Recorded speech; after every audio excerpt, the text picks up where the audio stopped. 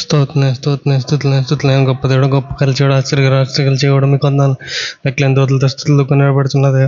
మీకు వందనాలు. లెక్కలేని స్తోత్రులు వందనాలైనా మనందరినైనా గడిచిన కాలం అంతా కాచి కాపాడినైనా, ప్రతి దినం క్షణం క్షణం కాచి కాపాడినైనా, దినం మాలు పోషించినైనా, మాకు మంచి ఆరోగ్యం, మంచి ఆహారం, మంచి వస్త్రాలు ఇస్తున్నందుకు మీకు వందనాలైనా. మీకు లెక్కలేని స్తోత్రులు వందనాలైనా. ఈ దినం అయితే మా అందరినీ క్షేమంగా తోడుకొచ్చినందుకు మీకు వందనాలు. లెక్కలేని స్తోత్రులు వందనాలైనా. ఈ దినం అయితే నేను ఇంకెవరైతే రాలేదైనా వాళ్ళందరినీ తోడుకుని రావని వేడుకున్నాం. నేను మీకు వందనాలు. లెక్కలేని స్తోత్రులు వందనాలైనా. ఇంకా నేను మాకందరికి మంచి ఆరోగ్యం తెచ్చేసిన, మాకు మంచి ఆరోగ్యం, మంచి ఆహారం, మంచి వస్త్రాలు తెచ్చేసినాను. ఎక్కడికి వెళ్ళాడు మీకు ఆపుదలు తెచ్చేసినాను. మమ్మల్ని అందరూ నేను ప్రతి వారం ప్రతిదినం కాచి కాపాడినాను. మా అందరూ క్షేమం ఉంచినందుకు మీకు వందనాలు. లెక్కలేని స్తోత్రులు వందనాలైనా. ఇంకెవరైతే రాలేదో అందరినీ తోడుకున్నామని వేడుకున్నాను అనేసి మీరే సహాయం తెచ్చేయండి అనేసి. ఇదే నాన్న ఎంతమంది చూడలేకపోతున్నారు. నేను వాళ్ళందరిలో వాళ్ళందరూ క్షేమంగా తోడుకొచ్చినందుకు మీకు వందనాలు. లెక్కలేని స్తోత్రులు వందనాలు. మీకు వందనాలు. లెక్కలేని స్తోత్రులు. గొప్ప దేవుడు నాయన. ఎంతగానైనా అనేకులనైనా వాక్యం తెలుసుకోలేకపోతున్నాను. వాక్యం తెలుసుకోవడానికి సహాయం తెచ్చాను. ఎంతగానో నేను పాపలో ఉన్నాయనేసి మనంతగా నాయన మీకు ఎంతగానో దూరంగా ఉంటున్నాను. మీకు దగ్గరగా ఉంటాక మీరే సహాయం తెచ్చాను. మాలో ఉన్న చెడు తలంపులు, చెడు ఆలోచనలు తీసిపోయినాను. మీరే సహాయం తెచ్చాను. ఇంకా అనేసి మా అందరూ మంచిగా బైబిల్ చదవటానికి, ప్రార్థన చేసుకోవడానికి, నైనా మంచిగా వాక్యం అంటాక నేను మీ భయభక్తులతోనైనా మీ భయభక్తులు జీవించడానికి మీరే సహాయం తెచ్చాను. ఆయన ఇంకా అనేసి మీ సేవకుని బట్టి మీకు కొందరు ఆయన దీవించండి, ఆశ్రయించండి. ఆయన ఎక్కడికి వెళ్ళినప్పుడు మీకు ఆప్తలు తెచ్చాను. ఆయన బలహీనుడు, ఆయనలో ఉన్న బలహీనతను తీసిపోయాను. ఆయన ఎక్కడెక్కడికైతే నేను మీ వాక్యం కోసం వెళ్తున్నారో ఆయన ప్రయాణంలో తోడుకున్నాను. మీరే సహాయం తెచ్చాను. ఆయనకున్న బాధను తీసివేసిన మీరే సహాయం తెచ్చాను.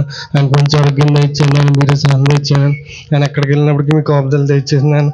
ఆయన ప్రయాణం అంతట్లో తోడుకుండా ఆయన కుటుంబం దీవించండి, ఆశ్రయించండి. మీరే సహాయం తెచ్చాను. ఇంకా ఆయన ద్వారా నేను వాక్యం తెలుసుకోవడానికి, రక్షణ పొందడానికి మీరే సహాయం తెచ్చాను. మీరు ఇంకా అనేసి ఆయన ఎక్కడికి వెళ్ళండి కాపులు తెచ్చాను. మీరే సహాయం తెచ్చాను. ఇంకా ఆయన సోదరులందరినీ దీవించండి అనేసి. ఎవరెవరైతే ఆయన ఏం ప్రార్థన అవసరం కోరారో వారంతా జ్ఞాపకం చేసుకున్నాను. సహాయం తెచ్చాను. ప్రతి ఒక్కరిని దీవించండి, ఆశించాను. ప్రతి ఒక్కరితో మాట్లాడడానికి మీరే సహాయం తెచ్చాను. ఇంకా నేను ఎవరైతే రాలేదో వాళ్ళందరినీ నేను నీ సన్నిధి తోడుకుంటామని అడుగుతున్నాను అనేసి. ఇక్కడైతే నేను ఈ దాసులు అయితే నేను వాక్యం చెప్తుండగా ఆయనలో మీరు ఉన్నాను. మా అందరితో మాట్లాడినాను. మాకు కావాల్సిన వాక్యాన్ని మీరు మాకు తెచ్చామని పెడుతున్నాను. ఇంకా నేను ప్రతి ఒక్కరిని మీ చేతిలో చెప్పుకుంటూ ప్రయాణిస్తున్నాను అడుగుతున్నాను తండ్రి. హల్లెలూయా, హల్లెలూయా, హల్లెలూయా, హల్లెలూయా. స్తోత్రం, స్తోత్రం, స్తోత్రం, స్తోత్రం, స్తోత్రం, స్తోత్రం. మహాపరిశుద్ధుడా, సర్వశక్తిమంతుడా, మహోన్నతుడు అయిన తండ్రి, జీవాధిపతి అయిన యేసయ్యా, నీకు వందనాలు, స్తోత్రాలు చెల్లిస్తున్నాం.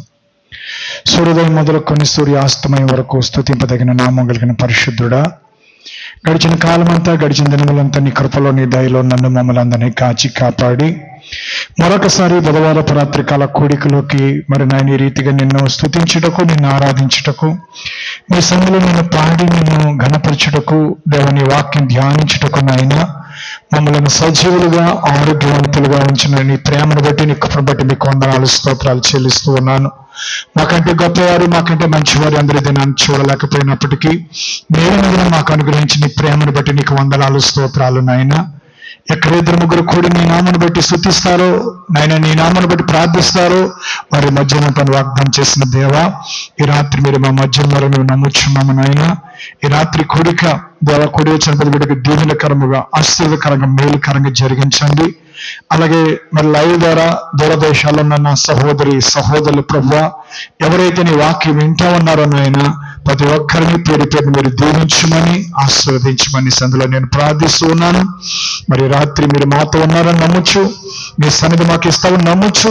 పాటలు ఎందరో, వాక్య పరిచయం, ప్రార్థన ఎందు సమస్త కార్యాలు మీ గొప్ప నామానికి మీరు మహిమ పొందమని ప్రభు యేసుక్రీస్తు పరిశుద్ధ నామములో ప్రార్థిస్తున్నాం మా పరమ తండ్రి, ఆమేన్.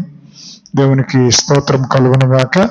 కూడి వచ్చిన మీ అందరికీ నా హృదయపూర్వక వందనాలు తెలియజేస్తా ఉన్నాను. ఒక పాట పాడి దేవుణ్ణి మనం స్తుతిద్దాం.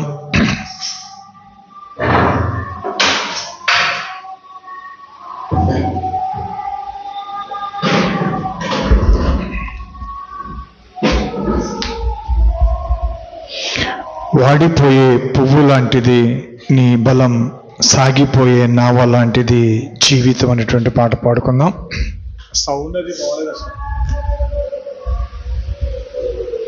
వాడిపోయే పువ్వు లాంటిది నీ బలం, సాగిపోయే నావలాంటిది జీవితం, వాడిపోయే పువ్వు లాంటిది నీ బలం.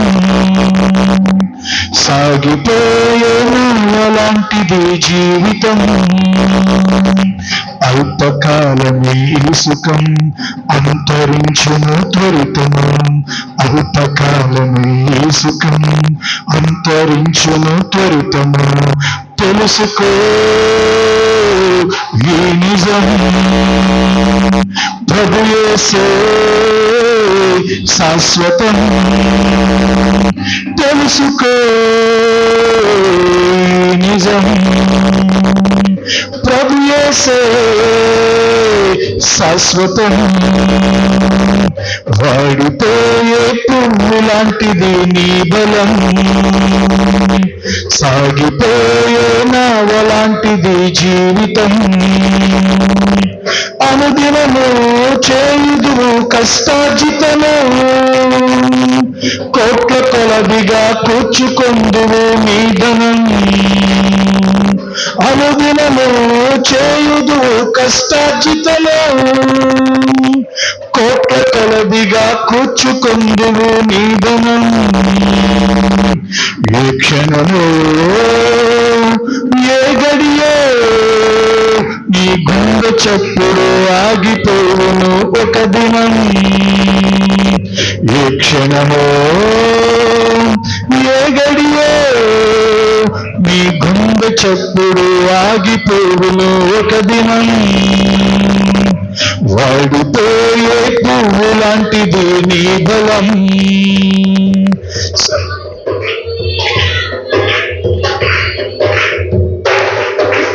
వాడిపోయే పువ్వు లాంటిది నీ బలం,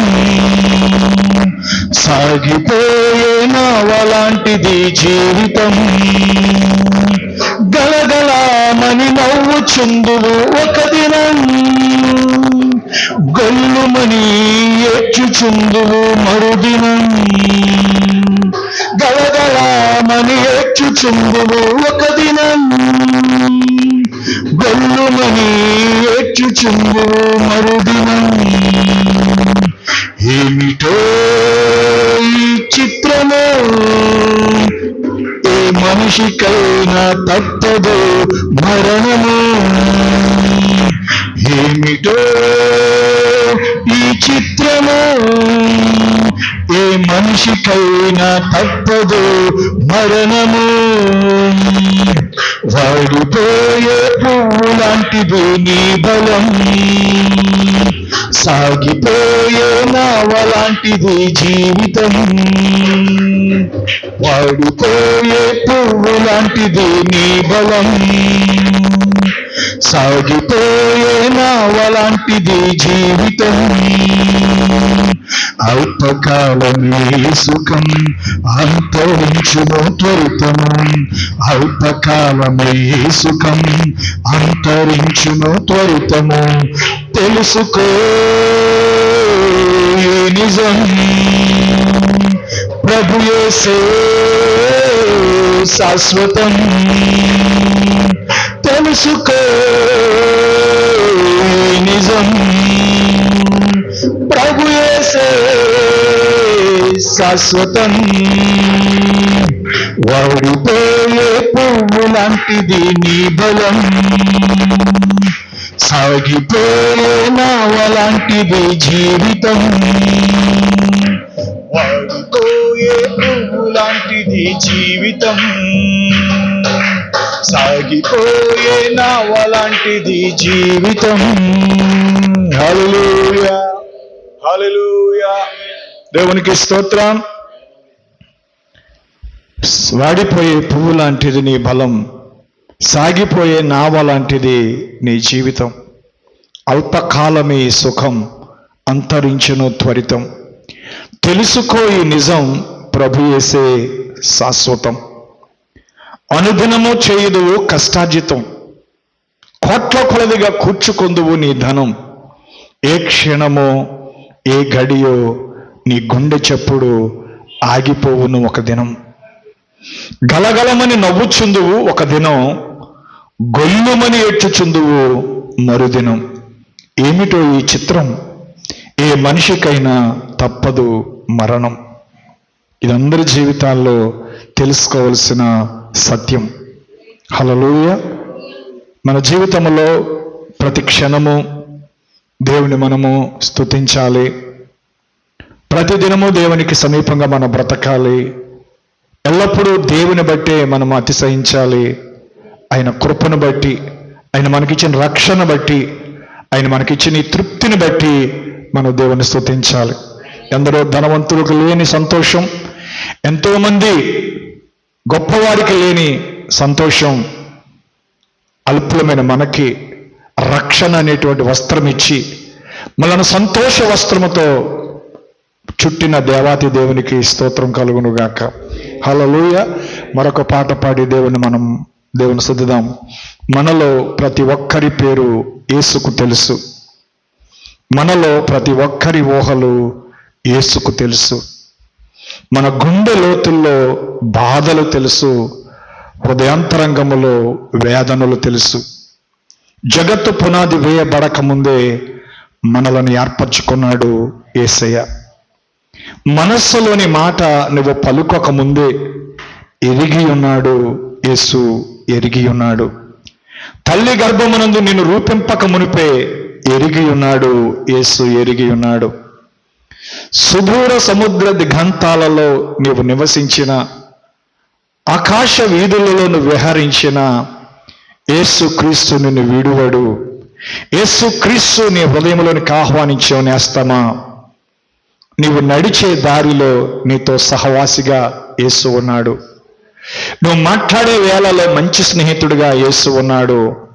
నీ యవ్వన కాలమున ప్రభు యేసుని స్మరించు. నీ ఒంటరి సమయంలో కన్నీటితో ప్రార్థించి. అందరూ కూడా లేచి నిలబడి పాడుకుందాం. మనలో ప్రతి ఒక్కరి పేరు యేసుకు తెలుసు. మనలో ప్రతి ఒక్కరి ఊహలు యేసుకు తెలుసు. మనలో ప్రతి ఒక్కరి పేరు యేసుకు తెలుసు. మనలో ప్రతి ఒక్కరి ఊహలు యేసుకు తెలుసు. మన గుండెలోతుల్లో బాధలు తెలుసు, హృదయాంతరంగంలో వేదనలు తెలుసు. మన గుండెలోతుల్లో బాధలు తెలుసు, హృదయాంతరంగంలో వేదనలు తెలుసు. జగత్తు పునాది వేయబడక ముందే మనలను ఏర్పరచుకున్నాడు యేసయ్యా. జగత్తు పునాది వేయబడక ముందే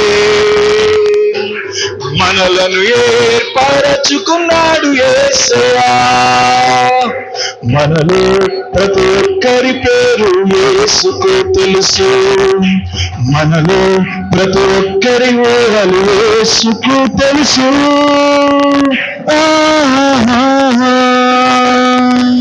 మనసులోని మాట నీవు పలుకక ముందే ఎరిగి ఉన్నాడు యేసు, ఎరిగి ఉన్నాడు. తల్లి గర్భమునందు నిన్ను రూపించక ముందే ఎరిగి ఉన్నాడు యేసు, ఎరిగి ఉన్నాడు. మనస్సులోని మాట నీవు పలుకక ముందే ఎరిగి ఉన్నాడు యేసు, ఎరిగి ఉన్నాడు.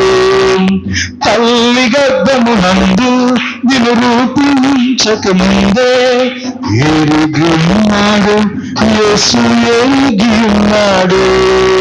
సుదూర సముద్ర దిగంతాలలో నీవు నివసించిన, ఆకాశ వీధులలో నీవు విహరించిన, సుదూర సముద్ర దిగంతాలలో నీవు నివసించిన, ఆకాశ వీధులలో నీవు విహరించిన ప్రభు యేసు క్రీస్తు నిన్ను విడువడు నేస్తమా. ప్రభు యేసును నీ హృదయంలోనికి ఆహ్వానించు. అందించుమా. ప్రభు యేసుక్రీస్తు నిన్ను విడువడనేస్తమా. ప్రభు యేసుక్రీస్తు వేలలోనికి ఆహ్వానించుమా. మనలో ప్రతి ఒక్కరి పేరు యేసుకు తెలుసు. పాడాలి అలా. మనలో ప్రతి ఒక్కరి పేరు యేసుకు తెలుసు. మనలో ప్రతి ఒక్కరి ఊహలు యేసుకు తెలుసు.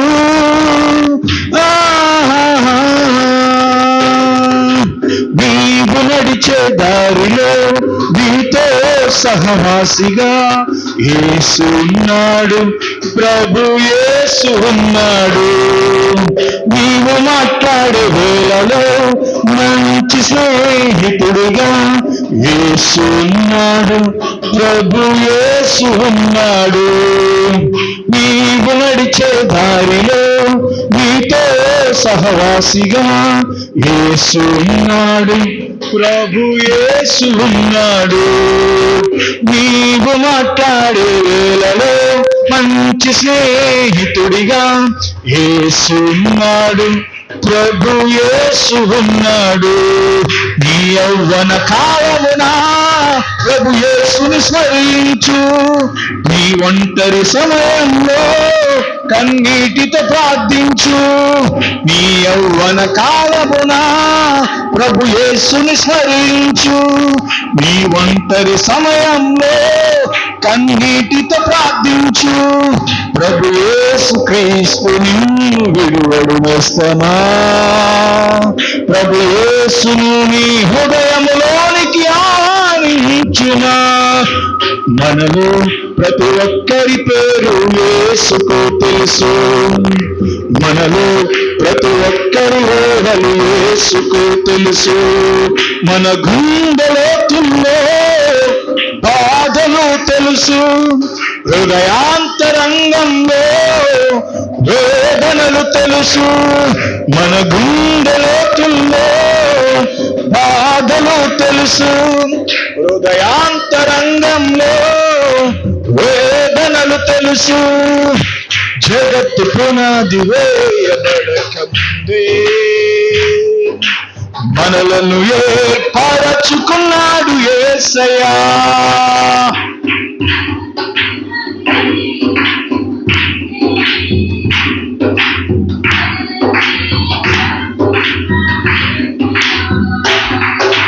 మనలను ఏర్పరచుకున్నాడు యేసయ్యా. హల్లెలూయా. గట్టిగా హల్లెలూయా చెప్పండి అమ్మా. అందరూ సంతోషంగా ఉన్నారా? దేవునికి స్తోత్రం కలుగును గాక. మీ అందరికీ ప్రభు అయిన యేసుక్రీస్తు నామములో నా హృదయపూర్వక వందనాలు తెలియజేస్తా ఉన్నాను. మరి ఈ దినము బుధవారపు రాత్రికాల కూడికలో మరొకసారి మనం ఈ రీతిగా దేవుని ఆరాధించడానికి దేవుడు మనకిచ్చిన మంచి సమయాన్ని బట్టి దేవునికి స్తోత్రం కలుగును గాక. మరి 2 పాటలు భావము ప్రతి క్రైస్తవ హృదయానికి ఈ 2 పాటలు చాలా ధైర్యాన్ని ఇస్తాయని నేను నమ్ముతున్నాను. Praise Lord. ఎందుకంటే మన జీవితం వాడిపోయే పువ్వు లాంటిది. ఈ లోకంలో మనం ఏం సంపాదించినా ఏం కూడగట్టుకున్నా ఒకరోజు మన గుండె ఆగిపోయినప్పుడు అన్నీ మనం విడిచిపెట్టి వెళ్ళిపోతాం. ఒకరోజు నవ్వుతాం, ఒకరోజు ఏడుస్తాం. ఎందుకు మనిషి జీవితం ఇంత సుఖ దుఃఖాలతో ఉంది అని అంటే, మనిషి ఎప్పుడూ సంతోషంగానే ఉండాలనేది దేవుడి యొక్క ప్లాన్, దేవుడి యొక్క ఉద్దేశం.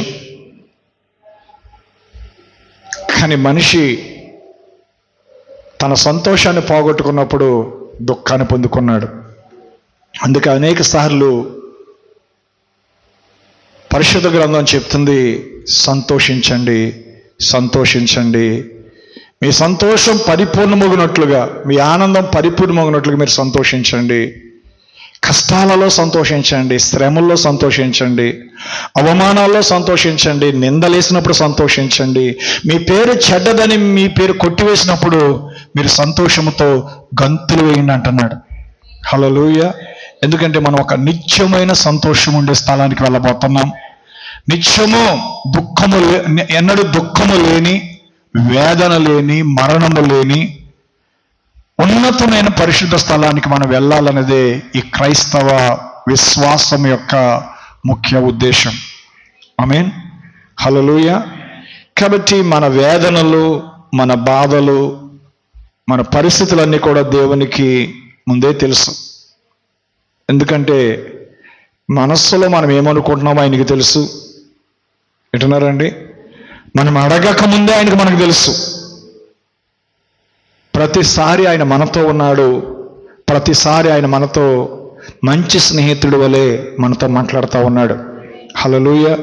కాబట్టి క్రైస్తవ విశ్వాసము అంటే ఏదో అందరికంటే నేను మంచిదాన్ని, అందరికంటే మంచివాణ్ణి, నా అంత మంచోడు లేడు, నా అంత మంచిది లేదు అని చెప్పుకోవడానికి కాదు, కానీ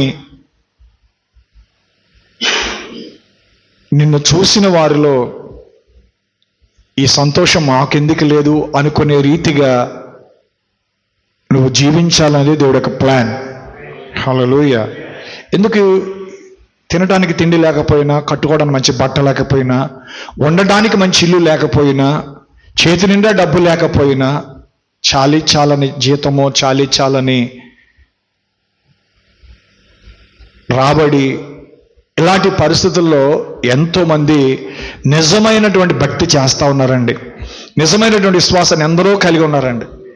వాళ్ళకి ప్రతిరోజు ఎలా గడుస్తుంది, ఎలా బ్రతుకుతామనేటువంటి, ఈరోజు మా పరిస్థితి ఏంటి అని ఆలోచించుకునేవారు లేరు అనుకోకండి. ఈరోజు మన జీవితాల్లో మనము చాలాసార్లు ఎన్ని ఉన్నా, ఏది ఉన్నా తృప్తి లేని బ్రతుకులు బ్రతుకుతూ, అసంతృప్తితో మనం జీవిస్తూ, నెమ్మది లేని స్థితిలో మనం బ్రతుకుతూ, ఇంకా ఏదో సాధించాలనేటువంటి ఒక తపన మనం కలిగి ఉన్నాం.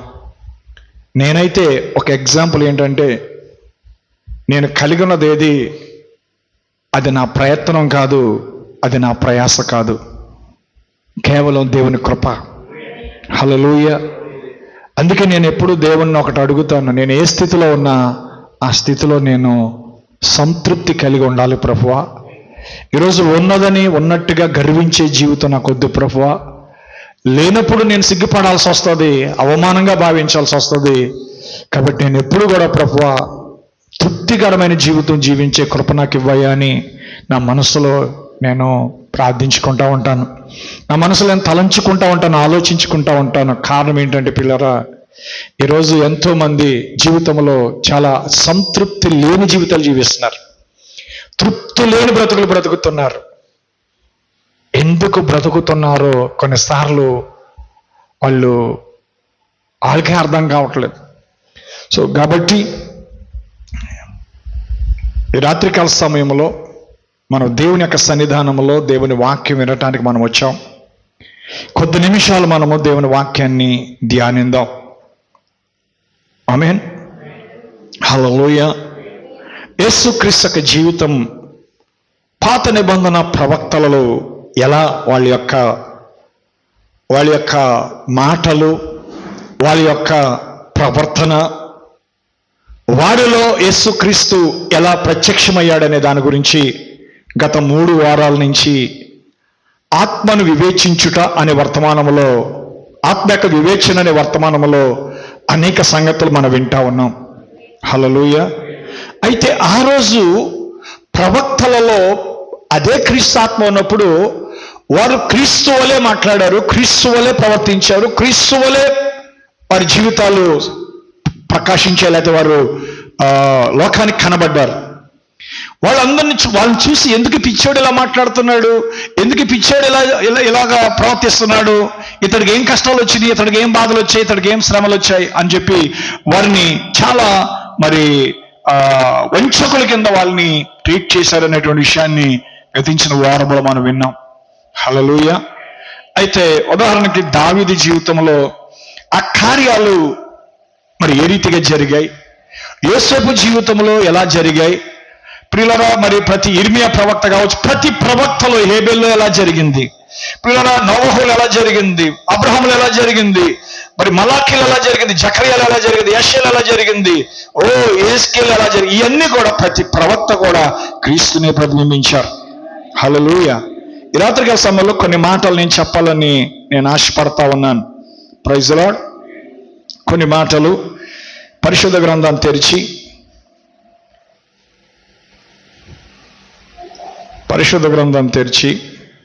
కొన్ని మాటలు నేను చదవాలని ఆశపడతా ఉన్నాను. హెబ్రీయులకు రాసిన పత్రిక 13వ అధ్యాయము 8వ వచనం. హెబ్రీయులకు రాసిన పత్రిక 13వ అధ్యాయము 8వ వచనం. యేసుక్రీస్తు నిన్న నేడు ఒక్కటే రీతిగా ఉన్నాడు. అవును, యుగ యుగములకును ఒక్కటే రీతిగా ఉండును. నానా విధములైన అన్య బోధల చేత త్రిప్పబడకుడి. నానా విధములైన అన్య బోధల చేత త్రిప్పబడకుడి. ఆమేన్. హల్లెలూయా. చూడండి, యేసుక్రీస్తు నిన్న నేడు ఒక్కటే రీతిగా ఉన్నాడు.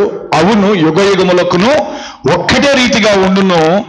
నానా విధములైన అన్య బోధల చేత త్రిప్పబడకుడి. దేవుడు మిమ్మల్ని దీవించును గాక. హల్లెలూయా.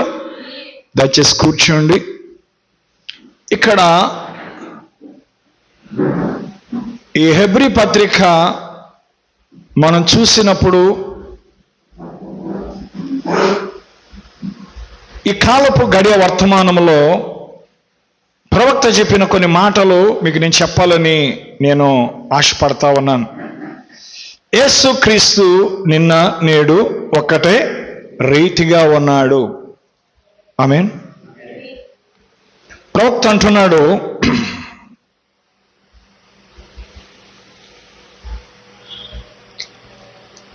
దేవుడు ఇశ్రాయేలు ప్రజలను బందీగృహమైన ఐగుప్తు నుండి విడుదల చేసి వారిని బయటికి తీసుకొని వచ్చినప్పుడు ఏమి జరిగిందో గమనించండి. ఇశ్రాయేలీయులను విడుదల చేయడానికి ముందుగా ఆయన మొదటిగా జీవము గల సర్వశక్తిమంతుడై ఉన్నానని నిరూపించుటకు సహజాతీయతమగు సూచనలు చేసి వారికి కనపరిచాను. ఈనాడు ప్రజలు తలంచుతున్నట్లుగానే ఆనాడు కూడా యాజకులు, బోధకులు మొదలుగా వారందరూ కూడా దేవుడు లేడని తలంచారు. కానీ దేవుడు ఇంకనూ సజీవుడై సర్వశక్తిమంతునిగా అద్భుతములను చేయువానిగానే ఉన్నాడు. దేవుడు లేడని వారు తలంచిన సరిగ్గా ఆ సమయమందే చాలా సాధారణమైన దీనుడగు ఒక లేవి కుటుంబంలో దేవుడు దిగి ఒక కుమారుని అనుగ్రహించాడు. అతడే విమోచకునిగా ఉండెను. ఆ చిన్న మోషేను బహు జాగ్రత్తగా ఒక పెట్టెలో మరుగు చేయబడి తీసుకుని వెళ్ళిరి. దీన్ని చక్కగా వివరించేప్పుడుకు మన సమయం ఉంటే బాగుండేది. చూడండి, అతను చాలా జాగ్రత్తగా ఆ నది నుండి తీసిరని మనం చూస్తున్నాం. ఆ మొసళ్ళ మధ్య నుండి వాటన్నిటి నుండి ఒక ఆశ్చర్య కార్యం జరిగింది. అద్భుత కార్యములన్నీ గతించిపోయినవని వారు చెప్పుకుంటున్న సరిగ్గా అదే సమయమున దేవుడు మోషేను ఎలా భద్రపరిచాడో చూడండి. ఎందుకనగా వారు ఆ కోడలిలో ఉన్నారు. వారు దేవుని వాక్యమును కలిగి ఉండిరి. వారి యొద్ద యోసేపు యొక్క ఎముకలు ఉన్నాయి. అవన్నీ మంచిదే. అవన్నీ దేని చూస్తున్నాం అనగా ఒక దినమున దేవుడు వారి మధ్య సజీవునిగా ఉంటూ వారిని ఏలననుటకు గురుతులున్నాయి. అవునండి. అయితే అది మాత్రమే కాదు గాని ఆ వాక్యముతో పాటు ఎన్నడూ విఫలమవ్వని సర్వశక్తిమంతుడైన దేవుడను వారు కలిగి ఉన్నారు. ఆయన నిన్న నేడు నిరంతరము మారని దేవునిగా ఏకరీతిగా వారందరి మధ్యను నిలిచి ఉన్నాడు. దేవునికి స్తోత్రం కలుగును గాక. హల్లెలూయా. అవునండి, మోషే రాబోతున్న క్రీస్తును ముందుగానే అతడు ప్రతిబింబించాడు.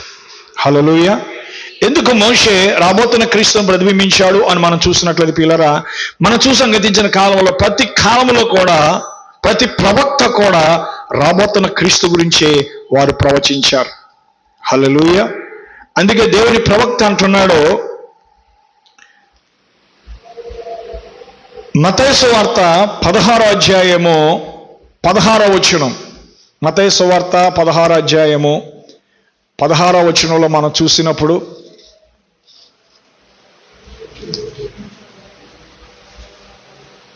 అందుకు సీమోను పేతురు అంటున్నాడు, నువ్వు సజీవుడకు దేవుని కుమారుడైన క్రీస్తు అని చెప్పాను. ఆమేన్. నేను ఎవరిని చెప్పుకుంటున్నారని తన శిష్యుల్ని అడిగినప్పుడు సీమోను పేతురు అన్నాడు, నువ్వు సజీవుడకు దేవుని కుమారుడైన క్రీస్తు అని చెప్పాడండి. ఆమేన్. హల్లెలూయా. అంటే ఆయన గురించి కొందరు బాప్తిస్మ ఇచ్చే యోహాననియు, కొందరు ఏలియానియు, కొందరు ఇర్మియానియు, లేక ప్రవక్తల్లో ఒక్కడని చెప్పుకొనుచున్నారని వాళ్ళు చెప్పినప్పుడు, మీరైతే నేను ఎవరినని చెప్పుకొంటున్నారని వారిని అడిగినప్పుడు, నువ్వు సజీవుడకు దేవుని కుమారుడైన క్రీస్తు అని పేతురు చెప్పడం మనం వింటున్నాం. అందుకేసి అన్నాడు, సీమోను బర్యోనా, నువ్వు ధన్యుడవు, పరలోకమందు నా తండ్రి సంగతి నీకు బయలుపరచనే గాని రక్త మాంసము నీకు బయలుపరచలేదు. మరియు నువ్వు పేతురు, ఈ బండ మీద నా సంఘమును కట్టుదును, పాతాళలోక ద్వారములు దాని ఎదుట నిలువనేరు అని నేను నీతో చెప్పుచున్నానని చెప్పాను. హల్లెలూయా. అంటే ఇక్కడ మనం అనేక సంగతులు ఆదివారం సాయంకాలం కూడా మనం విన్నాం. చూడండి, మనిషి యొక్క పొరపాట్లను బట్టి వాక్యాన్ని తప్పుగా అంచనా వేయొద్దు. అది గతించిన ఆదివారం మీరు విన్నారని నేను నమ్ముతున్నాను. వినకపోతే మళ్ళొకసారి మీరు వినండి. సంఘమును గురించి యేసు ఇప్పుడు మాట్లాడుచున్నాడు ఏంటంటే, నేను పొరపాటు కలిగి ఉన్నడల సమీపించి కనిపెట్టుడి, దేవుడు నన్ను క్షమించుగాక, మీరు నన్ను క్షమించండి. ప్రవక్త అంటున్నాడు ఈ మాట. పేతురు అనగా రాయి. ఆ రాయిని ఆనాటి ఆయన సంఘమును పేతురు మీద కట్టినని కథోలిక వాళ్ళు చెప్తా ఉన్నారు. అది సరికాదని మనం ఎరుగుదాం. ప్రొటెస్టెంట్ వారమైన మనము పేతురు అనే రాయి మీద ఆయన సంఘాన్ని కట్టాడు మనం నమ్మం. అయితే ప్రొటెస్టెంట్ వారైన మనము ఆయన తన సంఘమును తనపై కట్టినని చెప్పుకొనిచున్నాం. కానీ వాస్తవంగా దానికి నేను సమ్మతించట్లేదు. అది ఎంత మాత్రమున సరి కానేరదు అంటున్నాడు. ఎందుకంటే మనకి బైబిల్లో ఆ బండ క్రీస్తే అనేటువంటి మాటను బట్టి, మరి ఈ బండ మీద నా సంఘమును కట్టుదును అనే మాటకి, మరి ప్రొటెస్టెంట్లు అయితే క్రీస్తు మీద దేవుడు సంఘాన్ని కట్టాడు అంటే తన మీద తాను కట్టుకున్నాడు అనేది ఒక మాట. లేదు, పేతురు అనే బండ మీద దేవుడు తన సంఘాన్ని కట్టాడు అనేది కాథోలిక మాట. సరే, ఎందుకు ప్రవక్త నన్ను క్షమించండి, లేకపోతే దేవుడు నన్ను క్షమించుగాక అని ఎందుకు అన్నాడు అని అంటే, ఆయన చెప్పబోయే వివరణ మనం సరిగా అర్థం చేసుకోవాలి. తనను గూర్చిన ఆత్మీయ ప్రత్యక్షత మీద అది కట్టబడి ఉన్నది. ఆమేన్. తన మీద కట్టబడటం కాదండి, తనను గూర్చిన ఆత్మీయ ప్రత్యక్షత మీద అది కట్టబడి ఉన్నది.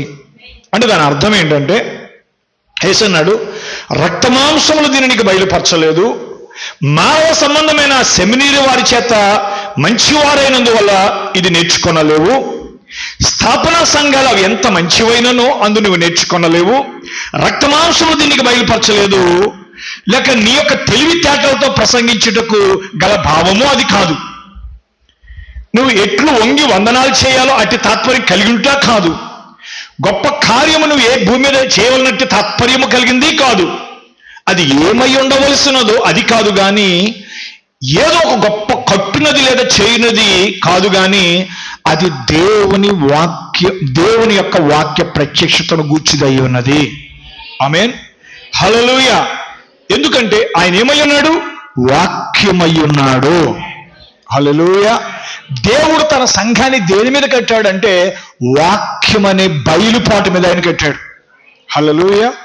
ఎందుకంటే పిల్లరా, ఈరోజు చాలా మంది చెప్పేది ఏంటంటే, క్రీస్తు మీద సంఘాన్ని కట్టేవాడు, క్రీస్తు మూలరాయి అని ఉంది కదా, క్రీస్తే ఆ బండ అని ఉంది కదా, మరి దాని మీద కట్టారంటే వాళ్ళ ఉద్దేశం ఏంటంటే బండ అంటే క్రీస్తు అని, బండ అంటే రాయి అని, లేకపోతే మూలరాయి అని ఇలా వాళ్ళు అనుకుంటున్నారు. ఎందుకంటే అది బైబిల్లో లేఖనాలు రాయబడింది.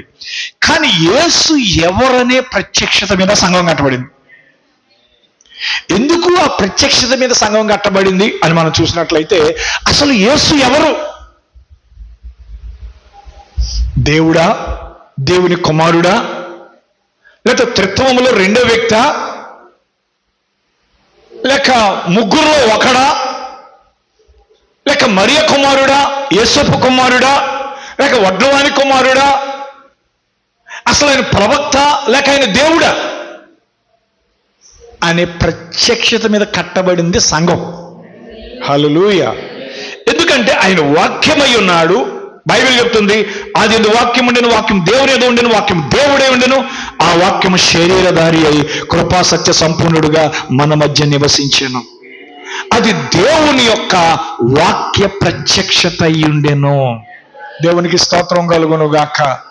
దేవుడు ఎవరు, యేసుక్రీస్తు ఎవరు అనే ప్రత్యక్షత మీద దేవుడు తన సంఘాన్ని కట్టాడు. ఎందుకంటే యేసు ప్రత్యక్షపరచబడిన దేవుని కుమారుడని పేతురునందున ఆత్మ బయలుపరిచింది. ఆమేన్. ఎందుకంటే మహిమైశ్వర్యము గల దేవుడు దేవుని యొక్క మహిమను ప్రత్యక్షపరచుచు ఈ బండ మీద నా సంఘమును కట్టుదును అన్నాడు. ఈ బండ మీద, ఏ బండ మీద? వాక్యం యొక్క ఆత్మీయ బయలుపాటు మీద. ఈయన దేవుని కుమారుడని, ఈ ప్రవక్తలు దేవుని స్వాధీనమందుండి పరిశుద్ధాత్మ ద్వారా మాట్లాడిన ఎడల సిలువకు ఈ ప్రక్కనున్న ఆ ఆత్మయే అదే విషయమును బయలుపరచును.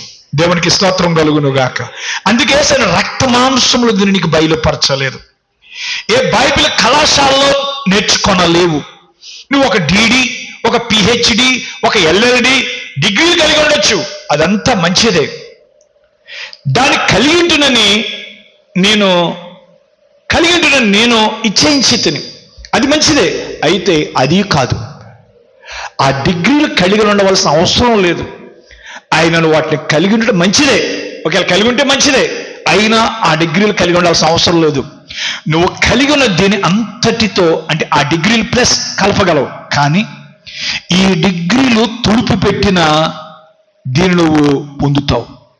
ఈ డిగ్రీలు నీకు ఏం చేసినాయి అంటే క్రీస్తు ఏమై ఉన్నది ప్రత్యక్షత బదులుగా ఆ బైబిల్ కళాశాల ఏమి నేర్పించింది, ఆ సెమినరీ ఏమి నేర్పించింది అనేది నువ్వు నేర్చుకున్నావు. కానీ వాస్తవానికి అది బయలుపరచాల్సింది సెమినరీ కాదండి, బైబిల్ కళాశాల కాదండి. పరలోకమందు నా తండ్రి ఈ సంగతి నీకు బయలుపరిచాడు. అంటే యేసుక్రీస్తు ఎవరు అనే ప్రత్యక్షత కేవలం పరిశుద్ధాత్మ ద్వారా మాత్రమే నువ్వు దాన్ని గ్రహించగలుగుతావు.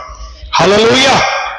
ఎందుకంటే ఆ వాక్య ప్రత్యక్షత అనున్నది అది కానిచో, వాక్య ప్రత్యక్షతను కలిగించు దీనినే కలిగి ఉన్నట్లు నేను ఇచ్చేయించుచున్నాను. హల్లెలూయా. ఎందుకంటే యేసుక్రీస్తు ఎవరు? ఆయన దేవుడా, దేవుని కుమారుడా? త్రిత్వములో రెండో వ్యక్తా, లేక ముగ్గురులో ఒక్కడా? ఆయన కేవలం ప్రవక్త మాత్రమేనా?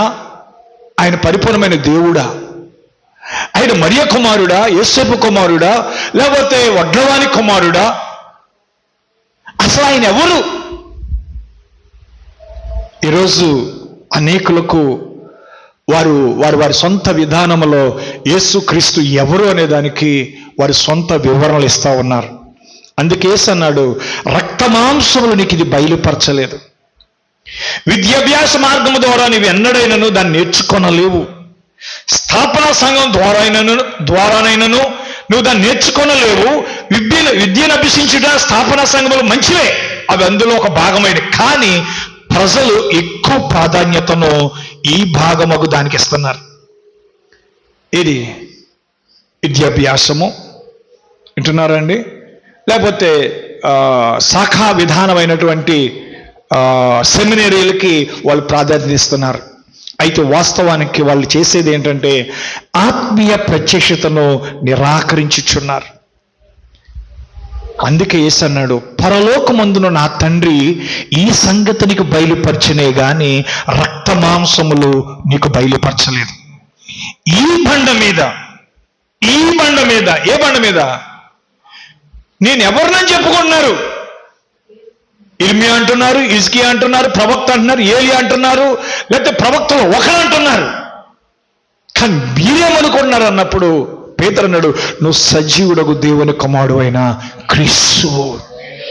హల్లెలూయా. నీవు దేవుని యొక్క ప్రత్యక్షపరచబడే దేవుని కుమారుడు అన్నాడు. అందుకే అన్నాడు, పరలోకమందు నా తండ్రి ఈ సంగతి నీకు బయలుపరిచినే గాని రక్త మాంసం నీకు బయలుపరచలేదు. ఈ బండ మీద నా సంఘమును కట్టుదును, పాతాళలోక ద్వారములు దాని ఎదుట నిలువనేరవని నీతో చెప్పుచున్నాను. ఇప్పుడు పాతాళలోక ద్వారములు దేనికి విరోధంగా ఉన్నావో గమనించి చూడండి. ఈ ప్రత్యక్షతకు పాతాళలోక ద్వారములు దాని ఎదుట నిలవనేరవని యేసు అన్నాడు. ఆమేన్. ఈ ప్రత్యక్షత, ఏ ప్రత్యక్షత? యేసు ఎవరై ఉన్నారనేటువంటి ప్రత్యక్షత పాతాళలోక ద్వారములు కూడా దాని ఎదుట నిలువనేరం అంటండి. హల్లెలూయా, ప్రైజ్ ది లార్డ్. నేనైతే చాలా సంతోషిస్తున్నాను, ఎందుకంటే అది నాకు అర్థమైంది కాబట్టి. ఈ ప్రత్యక్షత కలిగి ఉన్నట్లయితే, ఈ బయలుపాటును కలిగి ఉన్నట్లయితే, ఈ బయలుపాటు అనే ప్రత్యక్ష సంఘం కట్టబడితే పాతాళలోక ద్వారములు దాని ఎదుట నిలువనేరవని నీతో నిత్యముగా చెప్పుచున్నాను. ఇప్పుడు గమనించండి, పాతాళలోక ద్వారములు దేనికి విరోధంగా ఉన్నావో గమనించి చూడండి. దేనికి విరోధంగా ఉన్నాయి పాతాళపు గవినులు? అది స్థాపన సంఘములకును ప్రభుత్వం వారి అనుమతిని పొంది వాటికి విరోధంగా లేవండి.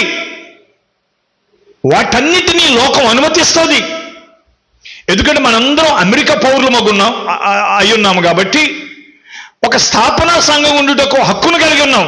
అది మంచిదే, దాన్ని మనం అభినందిస్తున్నాం. అయితే పాతాళలోక ద్వారములు దానికి వ్యతిరేకంగా లేవు. ఏ స్థాపనా సంఘాలకి, అమెరికా పౌరులు కాబట్టి మనం సంఘాన్ని పెట్టుకోవడానికి, మనం ఒక ఆరాధన చేసుకోవడానికి ఇవేమి పాతాళలోక ద్వారానికి ఏమి భయమేం కాదండి. విన్నారండి? వాటికి వ్యతిరేకం కూడా కావండి. అయితే యేసుక్రీస్తు నిన్న, నేడు మరియు యుగ యుగములు ఒకే రీతిగా ఉన్నాడను ఆత్మీయ ప్రత్యక్షత ఇప్పుడు మనం ఇచ్చట కలిగిన దానికి విరోధమై ఉన్నది. పాతాళలోక ద్వారాలు దేనికి విరోధమై ఉన్నాయండి? ఒక సంఘానికి వ్యతిరేకంగా లేవండి, ఒక స్థాపనా సంఘాలకు వ్యతిరేకంగా లేవండి, లేదంటే ఒక సెమినరీకి వ్యతిరేకంగా లేవండి, ఒక బైబిల్ కళాశాలకి పాతాళలోక ద్వారములు వ్యతిరేకంగా లేవండి. దేనికి వ్యతిరేకంగా ఉన్నాయంటే యేసుక్రీస్తు నిన్న, నేడు మరియు యుగ యుగములు ఒకే రీతిగా ఉన్నాడను ఆత్మీయ ప్రత్యక్షత ఇప్పుడు మనము ఇచ్చట కలిగిన దానికి విరోధమైనది. పాతాళలోక ద్వారం దేనిని అది వ్యతిరేకించుచున్నావో అదే ఇది. ఆ పాతాళలోక ద్వారము వానికి విరోధముగా ఉండినను అవి దాని ఎదుట నిలువనేరవన్నాడు ఆయన. దేవునికి స్తోత్రం కలుగును గాక. హల్లెలూయా. కాబట్టి పిల్లరా, ఈరోజు మనం గమనించాల్సింది, మన జీవితంలో మనకేం కావాలంటే ఆత్మీయమైన వివేచన కలిగి ఉన్నవారముగా ఉండాలి. ఆమేన్. ఎందుకంటే నువ్వు అక్కడనే ఉన్నావు. ఆత్మీయమైన వివేచన అయి ఉన్నది. అది ఎవరైనప్పటికీ నేను పని చేయుచున్న ఉద్దేశమును సాధించుట కొరకు అతడు పనిచేయ ప్రయత్నం చేయుచున్నంత కాలం అతడు నా సహోదరుడు. ఆమేన్. అతడు ప్రవక్తగాను, పాస్టర్ గాను, డీకన్ గాను, మరేదైనది గానో అతను ఉండనివ్వండి. ఏ మార్గమందైనను దేవుడు అతనిని గౌరవింపనిమ్ము. అతడు నన్ను అగౌరవపరచనియండి, లేదా అతనికి ఇష్టమైన నా ఎడల చేయనివ్వండి, అయినను అతడు నా సహోదరుడే. ఆమేన్. ఈ మాట మీకు మళ్ళా అర్థం చేసుకోవాలని నేను ఆశపడతా ఉన్నాను. ఎందుకయ్యా ప్రవక్త ఎలా మాట్లాడుతున్నాడు? ఈరోజు మన వర్తమానానికి ఎంత వ్యతిరేకత వస్తుంది. బ్రెన్హం అనే పేరు ఎత్తితేనే ప్రజలకి ఒకలాంటి భయం కలుగుతుంది. ఏంటంటే వీళ్ళు బ్రెన్హమేట్స్ అంటండి. వీళ్ళంట బ్రెన్హం అనే ఒక వ్యక్తి తను ప్రవక్తనని చెప్పుకున్నాడు, అతడు మనుష్య కుమారుడని చెప్పుకున్నాడు, అతడు ఏలియన్ అని చెప్పుకున్నాడు, అతడి ద్వారానే 7 ముద్దలు తెరబడ్డాయని చెప్పుకున్నాడు, అతడే క్రీస్తు అని చెప్పుకున్నాడు. కాబట్టి అతడు ఫాల్స్ ప్రాఫిట్ కాబట్టి అతన్ని మనం నమ్మకూడదు. అతడు దొంగ బోధకుడు, అబద్ధ బోధకుడు. వాడి అనుచరులు కూడా మీ మధ్యకు వస్తున్నారు. అది విపరీతంగా ప్రపంచమంతా విపరీతంగా విస్తరిస్తూ ఉంది. అది ఆ దొంగ బోధలోకి చాలా మంది వెళ్ళి పడిపోతున్నారు. దయచేసి ఎవరు కూడా మీ సంఘాలని జాగ్రత్తగా కాపాడుకోండి. ఆ దొంగ బోధకులు మీ మధ్యకు వచ్చినప్పుడు వారితో మీరు మాట్లాడొద్దు, వారిని గుమ్మములకు చేర్చుకోవద్దు, అసలు వాళ్ళ కూటాలకు వెళ్ళొద్దు, వారిని మీ సంఘాలకు ఆహ్వానించొద్దు అని చెప్పేసి ఎంత నీచంగా మాట్లాడాలో, ఎంత అసహ్యంగా మాట్లాడాలో ఈ మధ్యకాలంలో ఈ మొక్క తోటలో ఆ సువార్త మందిరం అనేటువంటి వాళ్ళు పెట్టినటువంటి కూటాల్లో ఒక కాకినాడ వ్యక్తి పేతురు అనేటువంటి ఒక యవనస్తుడు తన నోటితోటి ఎంత దుర్భాషలాడాలో, అది వినటానికి కూడా వినసొంపుగా కూడా లేని చాలా అసభ్యకరమైనటువంటి రీతిలో అతడు విలియం బ్రన్నమ్ గురించి, విలియం బ్రన్నమ్ని అనుసరించేటువంటి బోధకుల గురించి, అతని గురించి చెప్పేటువంటి సేవకుల గురించి కూడా చాలా దారుణమైన రీతిలో మాట్లాడుతూ ఉంటే ఆ పిలిపించిన పాస్టర్ నవ్వుతున్న విధానం చూస్తే, సాధారణంగా అది చూస్తే చాలా బాధ అనిపిస్తుంది. వాళ్ళు నవ్వుకునే విధానం, వాళ్ళు ఎకిలిగా నవ్వటము. అతడు ఒక ప్రవక్త, ఈ పేతురు అనేవాడు ఏమన్నా ప్రవక్త, లేకపోతే ఈడు ఏమన్నా పెద్ద దేవుని ఆత్మ పొందుకున్నటువంటి వ్యక్తి అనేది మనకు అనవసరమైన విషయం. కానీ అతడు మాట్లాడిన తీరు, ఆ వెనుక వాళ్ళు నవ్వుకున్న నవ్వులు వినే ప్రజలకి ఒకలాగా అనిపించి ఉంటుందని నేను అనుకుంటున్నాను. ఎందుకంటే పిల్లరా, ఇంత ఎలాగో వారు మాట్లాడినా, ఎంత అసభ్యంగా మన గురించి లేకపోతే మన యొక్క మెసేజ్ గురించి మాట్లాడినా మనం వెంటనే రియాక్ట్ అయ్యే పరిస్థితి ఎలాగుందనేది ఈరోజు మనకు అవసరం. ప్రవక్త బ్రహ్మం అంటున్నాడు, అక్కడే నీవు ఉన్నావు, ఆత్మీయమైన వివేచన ఉన్నది, అది ఎవరైనప్పటికీ నేను పని చేయుచున్న ఉద్దేశము సాధించడం కొరకు, నేను దేనికోసమైతే పని చేస్తూ ఉద్దేశాన్ని ఏదైతే సాధించడాన్ని సాధించడం కొరకు ఏదైతే నేను చేస్తున్నానో, అతడును పని చేయ ప్రయత్నం చేయుచున్నంత కాలం అతడు కూడా క్రీస్తు కొరకే ప్రకటిస్తున్నాడు, అతడు కూడా క్రీస్తునే ప్రకటిస్తున్నాడు. సో నా గురించి ఏం మాట్లాడినా, నా బోధ గురించి ఏం మాట్లాడినా, నా ప్రసంగం గురించి ఏం మాట్లాడినా, వింటున్నారండి, అతడు నా సోదరుడు. ఏమన్నాడండి? అతడు నా సోదరుడు. బహుశా అతడు ప్రవక్తగాను, పాస్టర్గాను, డీకన్గాను, లేదా మరేదైనదిగాను అతను ఉండనిమ్ము. అతడు ప్రవక్త అయి ఉండొచ్చు, పాస్టర్ అయి ఉండొచ్చు, ఒక డీకన్ అయి ఉండొచ్చు, ఏదైనా అవనివ్వండి. ఏ మార్గమందైననో దేవుడు అతన్ని గౌరవింపనిమ్ము. వింటున్నారండి? ఏ మార్గమందైనను దేవుడు అతనిని గౌరవింపనిమ్ము. అతడు నన్ను అగౌరపరచనీయుడి, అతడు నన్ను అగౌరపరచనీయుడి, లేదా అతనికి ఇష్టమైనది నా ఎడల చేయనీయుడి, అయినను అతడు నా సోదరుడే. మేము ఒకే ఉద్దేశం కొరకు పని చేయుచున్నాం. మా యొక్క పనినంతటిని దూరమందు అదృశ్యముగానున్న ఆ దేవుని రాజ్యములోనికి పంపుచున్నాం. నేను ఏ ఆత్మీయ వివేచన కలిగి దేవుని ఆత్మీయ ప్రత్యక్షతో పని చేయుచున్నానో అతడును అదే విషయము కలిగి పని చేయుచున్నాడు. ఇది ఎవరు పలకగలరు? ఈ టైపు, ఈ విధమైన విధానము ఎవరు మాట్లాడగలరు? యేసుక్రీస్తు ఆ వ్యక్తిలో ఉంటేనే మాట్లాడగలుగుతారు. యేసుక్రీస్తు మనలో ఉంటేనే మనం మాట్లాడగలుగుతాం. ప్రైజ్ ది లార్డ్, హల్లెలూయా. ఎందుకు ఈ మాట నేను చెప్తున్నాను అని అంటే, ఈరోజు ఈ వర్తమానంలో 63కి ముందు, 63 తర్వాత ఇలాంటి డివైడింగ్ చేస్తున్నారు కదా. ఇలాంటి డివైడింగ్ చేస్తున్నప్పుడు, అంటే ఇలాగా వేరు చేస్తున్నప్పుడు ప్రజలలో ఒకలాంటి చాలా మనలో ఎమోషన్స్, లేదంటే మనలో ఫీలింగ్స్, లేదా మనలో యొక్క ఉద్రేకాలు ఎలా అయిపోతున్నాయంటే, పూర్తిగా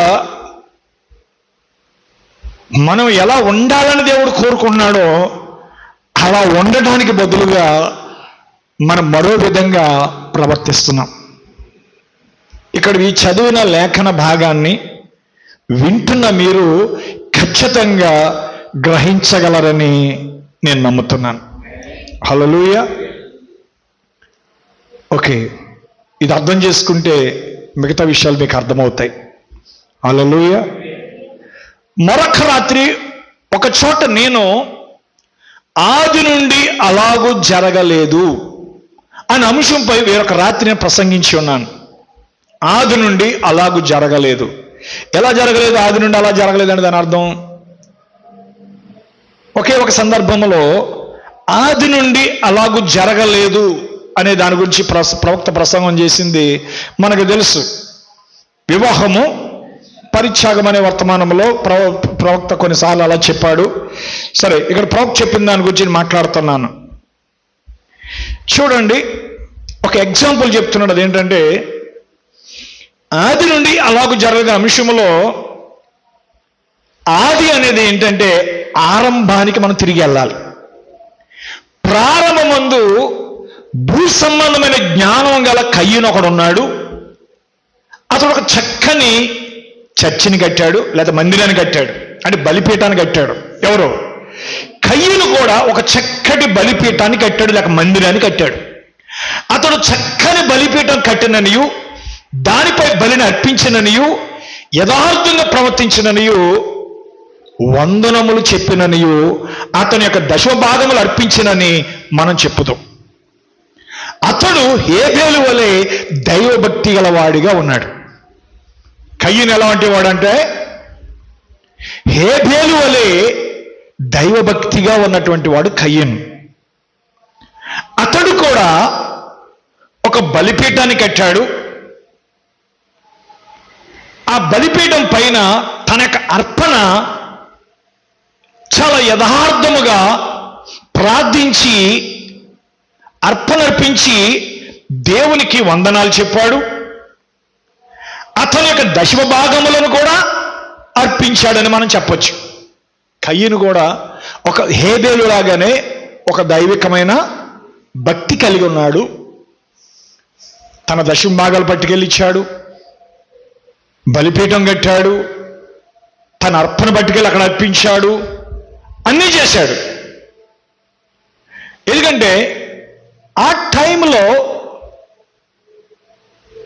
రాయబడిన గ్రంథం ఏమీ లేదు. ఇలా చెయ్యాలి, ఇలా చేయాలి అనేది ఏమీ లేదు. ప్రవక్త అన్నాడు, ఆ దినములలో బైబిల్ లేదు, రాయబడిన పుస్తకమాలకి లేదు.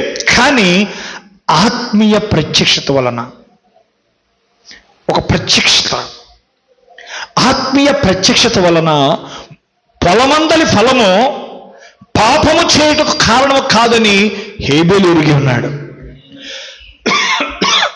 వాడు తినినది, అంటే వారి తల్లిదండ్రులు తినినది యాపిల్ ఫలము కాదని, అచ్చటి నుండి బయటికి గెంటివేయబడిన హేతువు ఆ ఫలము కాదని అతనికి ప్రత్యక్షత తెలియజేసింది. వింటున్నారా? అది జీవమై ఉండెను, వేరు చేయబడిన జీవం. అందువలన అతడు తన కలిగిన ఆత్మీయ ప్రత్యక్షతను బట్టి విశ్వాసం వలన అతడు ఒక గొర్రె పిల్లను తెచ్చి దాన్ని బలిగా అర్పించాడు. ఆమేన్. దేవుని యొక్క ప్రత్యక్షత అతడు అర్పించవలసినది ఫలము కాదని అతనికి ఆత్మీయ ప్రత్యక్షత ద్వారా బయలుపరచబడింది. అది యాపిల్ అనియో లేక ఒక ఎర్రని పండనియో, ఎండిన ద్రాక్ష ఫలమనియో, ఏ ఇతర ఫలములు కాదు, జీవము నుండి వేరు చేయబడుటయ్యున్నది. అందువలన జీవమును తీసుకుని వచ్చుటకు వెళ్ళి ఈ ఫలములకు బదులుగా దాన్ని అర్పించాడు. వింటున్నారా? ఈ వివరణ మీకు బాగా అర్థమైందని నేను అనుకుంటున్నాను. Praise the Lord. నిజమేనా అండి? అంటే ఫలము నీ సొంత చేతి పని అయి ఉన్నది. ఫలం అనేది నీ సొంత చేతి పని అయి ఉన్నది. ఎందుకంటే నేను వెళ్ళి దీన్ని కట్టుదును, నేను వెళ్ళి దాన్ని చేయుదును, నేను ఇతరులకు సహాయం చేయుదును, అదంతా మంచిదే. వారి ఇరువురు బలిపీఠములను కలిగి ఉన్నారు, అది మంచిదే. అయితే దేవుని యొక్క ఆత్మ వలన సత్యము బయలుపరచబడి ఉండుట కలిగి ఉండవలెను. యుగముల నుండి బండగా చెప్పబడుచు వచ్చిన ఆ బండపై హేబేలు తన గొర్రె పిల్లను వధించినట్లు ఆ బండపై క్రీస్తు వధింపబడెను. హేబేలు తన చేతులను ఆ చిన్న గొర్రె పిల్ల మీద ఉంచాడు. ఎందుకంటే ఆ కాలంలో ఈటెలు లేవు, కత్తులు లేవు, బల్లాలు కూడా లేవు. ఏం తీసుకున్నాడు? రాతిని తీసుకున్నాడు. ఒక పదునైన రాతిని తీసుకున్నాడు. ఆ చిన్న గొర్రె పిల్ల గొంతును నరుకుటకు ప్రారంభించాడు. ఒక వాడి అయినా రాయి తీసుకుని ఆ గొర్రె పిల్ల యొక్క గొంతును నరకటం ప్రారంభించాడు. ఆ స్వల్పమైన దీనత్వం గలది ప్రాణం విడిచుచు చనిపోవచ్చు ఉండగా హేబేలు యొక్క చేతిని దాని రక్తమునందు ముంచినది, దాని యొక్క ఉన్నిని కూడా ఆ రక్తంతో ముంచింది. అది కుట్టుకులాడుచు అరుచుచు చనిపోయాను. అది దేన్ని గురించి సూచించినట్లుగా మాట్లాడాను? 4,000 సంవత్సరాలకి తరువాత దేవుని యొక్క గొర్రె పిల్లను గురించి చెప్పిన దాన్ని సూచించుచు ఆత్మీయ ప్రత్యక్షత అయి ఉన్నది. దేవునికి స్తోత్రం కలుగును గాక. హల్లెలూయా. ఆయనను మత సంబంధమైన సంఘం నిరాకరించింది. ఆయనను బేల్జూబ్ అన్నారు, దెయ్యం పట్టిన వాడని పిలిచారు. దీని గురించి మాట్లాడిన ప్రవక్తలను ద్వేషించారు. అయితే అన్నాడు, మీరు సున్నం కొట్టిన సమాధులను పోలి ఉన్నారు. అవి వెలుపల శృంగారంగా కబడును గాని లోపల చచ్చిన వారి ఎముకలతో నిండి ఉన్నదని యేసు చెప్పాడు. మీరు వారి సమాధులను కట్టించారు, వారి సమాధులు పెట్టిన వారు మీరే. మీరు సున్నం కొట్టిన సమాధులను పోలి ఉన్నారు. వారు ఆత్మీయ ప్రత్యక్షత కలిగిన వారు కారండి. ఆయన దేవుని యొక్క గొర్రె పిల్లయు ఈ విధంగా అతని ఎడల జరగబడిందని, ఆ విధంగా ఆయన ప్రవర్తించవలసి ఉన్నదని వారు ఎరగకుండిరి. అంటే అక్కడ ఆ ఏదేను తోటలోంచి బయటకు వచ్చినటువంటి ఆదాము యొక్క కుటుంబంలో ఆదాము కుటుంబం బయటకు వచ్చినప్పుడు హేబేలు ఆ ప్రత్యక్షత కలిగి ఉన్నాడు. ఆ హేబేలు ఒక గొర్రె పిల్లను అక్కడ వధించాడు. హల్లెలూయా. ఎందుకంటే హేబేలు కంటే శ్రేష్టమైన రక్తం ప్రోక్షించబడింది అన్నాడు ఎబ్రీ పత్రికలో. అంటే ఇప్పుడు ఆ బలర్పించిన వాడు హేబేలే, ఆ బలిగా తన్ను తాను అర్పించబడిన వాడు హేబేలే. దేవునికి స్తోత్రం కలుగును గాక. ఎందుకంటే పిల్లారా, ఇక్కడ హేబేలు ఎవరిని సూచిస్తున్నాడంటే క్రీస్తును సూచిస్తా ఉన్నాడు. ఆమేన్. ఎందుకంటే ఒక ప్రత్యక్షత కలిగి ఉన్నాడు. దేవుడు ఏది ఆయన కోరుకున్నాడు, ఏది నా తల్లిదండ్రులు పాపం చేయడానికి కారణం. ఈరోజు మన జీవితాల్లో మనం కూడా ఆత్మీయ ప్రత్యక్షత, ఆత్మ యొక్క వివేచన మనం కలిగి ఉండాలని దేవుడు కోరుకుంటా ఉన్నాడు. ఈరోజు మనం కూడా అనుకోవచ్చు, మనం దశంభాగాలు ఎత్తున్నాం, మనం ఏం తక్కువ చేస్తున్నాం, మనం కూడా ఆరాధనకి వెళ్తున్నాం కదా, లేదా మనం కూడా పాటలు పాడుతున్నాం కదా, మనం కూడా సువార్త చేస్తున్నాం కదా, మనం కూడా ఇది చేస్తున్నాం కదా, అది చేస్తున్నాం కదా అంటే అవన్నీ కూడా ప్రత్యక్షత లేకుండానే చేయొచ్చు. దశంభాగాలు కయ్యనిచ్చాడు, కయ్యను కూడా మందిరం కట్టాడు, కయ్యను కూడా బలిపీఠం కట్టాడు, కయ్యను కూడా అర్పణ అర్పించాడు. అదేది దేవుడికి అంగీకారమైంది కాదండి. ఎందుకంటే హేబేలుకున్న ప్రత్యక్షత కయ్యనికి లేదండి. Praise Lord. ఎందుకంటే ఈనాడు సంఘాలు కట్టబడతా ఉన్నాయి, మందిరాలు కట్టబడతా ఉన్నాయి. దానికి పాతాళలోక ద్వారాలు అడ్డుగా లేవండి. వింటున్నారండి? దేనికి అడ్డుగా ఉన్నాయి అంటే నిజ ప్రత్యక్షతకి పాతాళ ద్వారములు అడ్డుగా నిలబడుతున్నాయి. కానీ ఈ నిజమైన వాక్య ప్రత్యక్షత ఎదుట పాతాళాలకు ద్వారములో ఈ వాక్య ప్రత్యక్ష ఎదుట నిలవనేరవన్నాడు. దేవునికి స్తోత్రం కలుగునుగాక. ఎందుకంటే పిల్లారా, ఈనాడు మత శాఖలకి పాతాళాలకు ద్వారం వ్యతిరేకం కాదు, కానీ క్రీస్తు ఏమైనాడనే బయలుపాటికి పాతాళాలకు ద్వారములు వ్యతిరేకంగా నిలబడుతున్నాయి. కానీ ఈ ప్రత్యక్షత ఎదుట ఆ పాతాళాలకు ద్వారములు నిలబడనేరవంటున్నాడు. దేవునికి స్తోత్రము కలుగునుగాక, దేవునికి స్తుతులు కలుగునుగాక. హల్లెలూయా. ఆయన అంటున్నాడు ఆయన దేవుని యొక్క గొర్రె పిల్లయు ఈ విధంగా అతని ఎడల జరగబడునని, ఆ విధంగా ఆయన ప్రవర్తించవలసి ఉందని వారు ఎరగకుండిరి. ఆయన దేవుని వాక్యమును నెరవేర్చుచుండెను. ఈనాడు పరిశుద్ధాత్మ సంఘము చేసిన కార్యములు, వారు ప్రవర్తించినవి దేవుని యొక్క వాక్యమును నెరవేర్చుచున్నవి. పెంతెకొస్తే పేతురు చెప్పింది ఏంటంటే, ఈ వాగ్దానం మీకును మీ పిల్లలకును దోసులందరికనగా ప్రభు అయిన మన దేవుడు తన యొద్ద పిలిచిన వాళ్ళందరికీ చెందునని వారితో చెప్పాను. ఆమేన్. వీటినే ప్రవక్తలు దేవుని యొక్క ఆత్మ వలన ప్రేరేపింపబడిన వారై సాయంకాలపు వెలుగు కలుగుననియు తొలకరి వర్షము కడవరి వర్షం కూడి ఈ కృపాకాలమందు వచ్చునని చెప్పారు. అది ఏమై ఉన్నది? రానున్నది. తొలకరి వర్షమై ఉన్నది. కడవరి వర్షం ముందుగానే జరిగిపోయిందై ఉన్నది. అవి జరిగిపోయినవి. అనగా తొలకరి మరియు కడవరి వర్షం కూడా శక్తితోనూ యేసుక్రీస్తు పునరుత్థానముగా పరిశుద్ధాత్మ ప్రత్యక్షపరచబడాను. దానిలో సరిగా గ్రహించగలిగితే నోవహు దినములో ఆయన దేవుని యొక్క దీర్ఘశాంతం కనిపెట్టినట్లుగా ఈ దినములందు ఇచ్చటను పురాతన దినములందుండిన మేఘములను, ఈ దినమునందుండిన మేఘములను ఒకదానిపై ఒకటి కూర్చున్నట్లుగా దీర్ఘశాంతము కనిపెట్టుచున్నది. ప్రథమముగా తొలకరి వర్షం వచ్చింది. తొలకరి వర్షమును మనం కలిగి ఉంటిమి. ఇప్పుడు ఇక్కడ కడవరి వర్షమునందు, కడవరి వర్షం తొలకరి వర్షంతో వచ్చుచున్నది. తూర్పు మరియు పశ్చిమము కూడా కలుసుకున్నాయి. రెండు వర్షములు కూడి పడుచున్నవి. దైవిక స్వస్థతయు దానితో కలిపి, అంటే ప్లస్ చేసి, దేవుని యొక్క దూత హృదయమండల రహస్యములను బయలుపరచుటయు అవన్నీ సంభవించుటకు తీసుకొస్తా ఉంది. ప్రత్యక్షతపై ఆయన సంఘమును కట్టుదునని యేసు చెప్పాను. ఆమేన్, ఆమేన్. హల్లెలూయా, హల్లెలూయా. అయితే పిల్లరా, నేను ముగిస్తున్నాను. కొన్ని మాటలు చెప్పి నేను ముగిస్తున్నాను. కొందరు లేచి, మంచిది, వాళ్ళు అన్నారంట, తప్పనిసరిగా మేము ఫలానా వారమై ఉన్నాం, దాని మీద కట్టువాడు మాత్రమే అని చెప్పుచున్నారు. ఎందుకంటే మాదే కరెక్ట్ అనేటువంటి విషయాలు చాలామంది ఈరోజు చెప్పడం మనం చూస్తున్నాం. విన్నారండి? చాలామంది మాదే కరెక్ట్ అని చెప్తున్నారు. అయితే ఆయన వాక్యమును కొంత ముందుకు చూద్దాం. ఆయన యొక్క సంఘమునకు కడవరిగా ఆజ్ఞాపించింది ఏమనగా, మీరు సర్వలోకానికి వెళ్ళి సర్వ సృష్టికి సువార్తను ప్రకటించుడి. ఎంతవరకు అది అన్వయించాడండి? సర్వ సృష్టికి. ఎంతమందికండి సువార్త?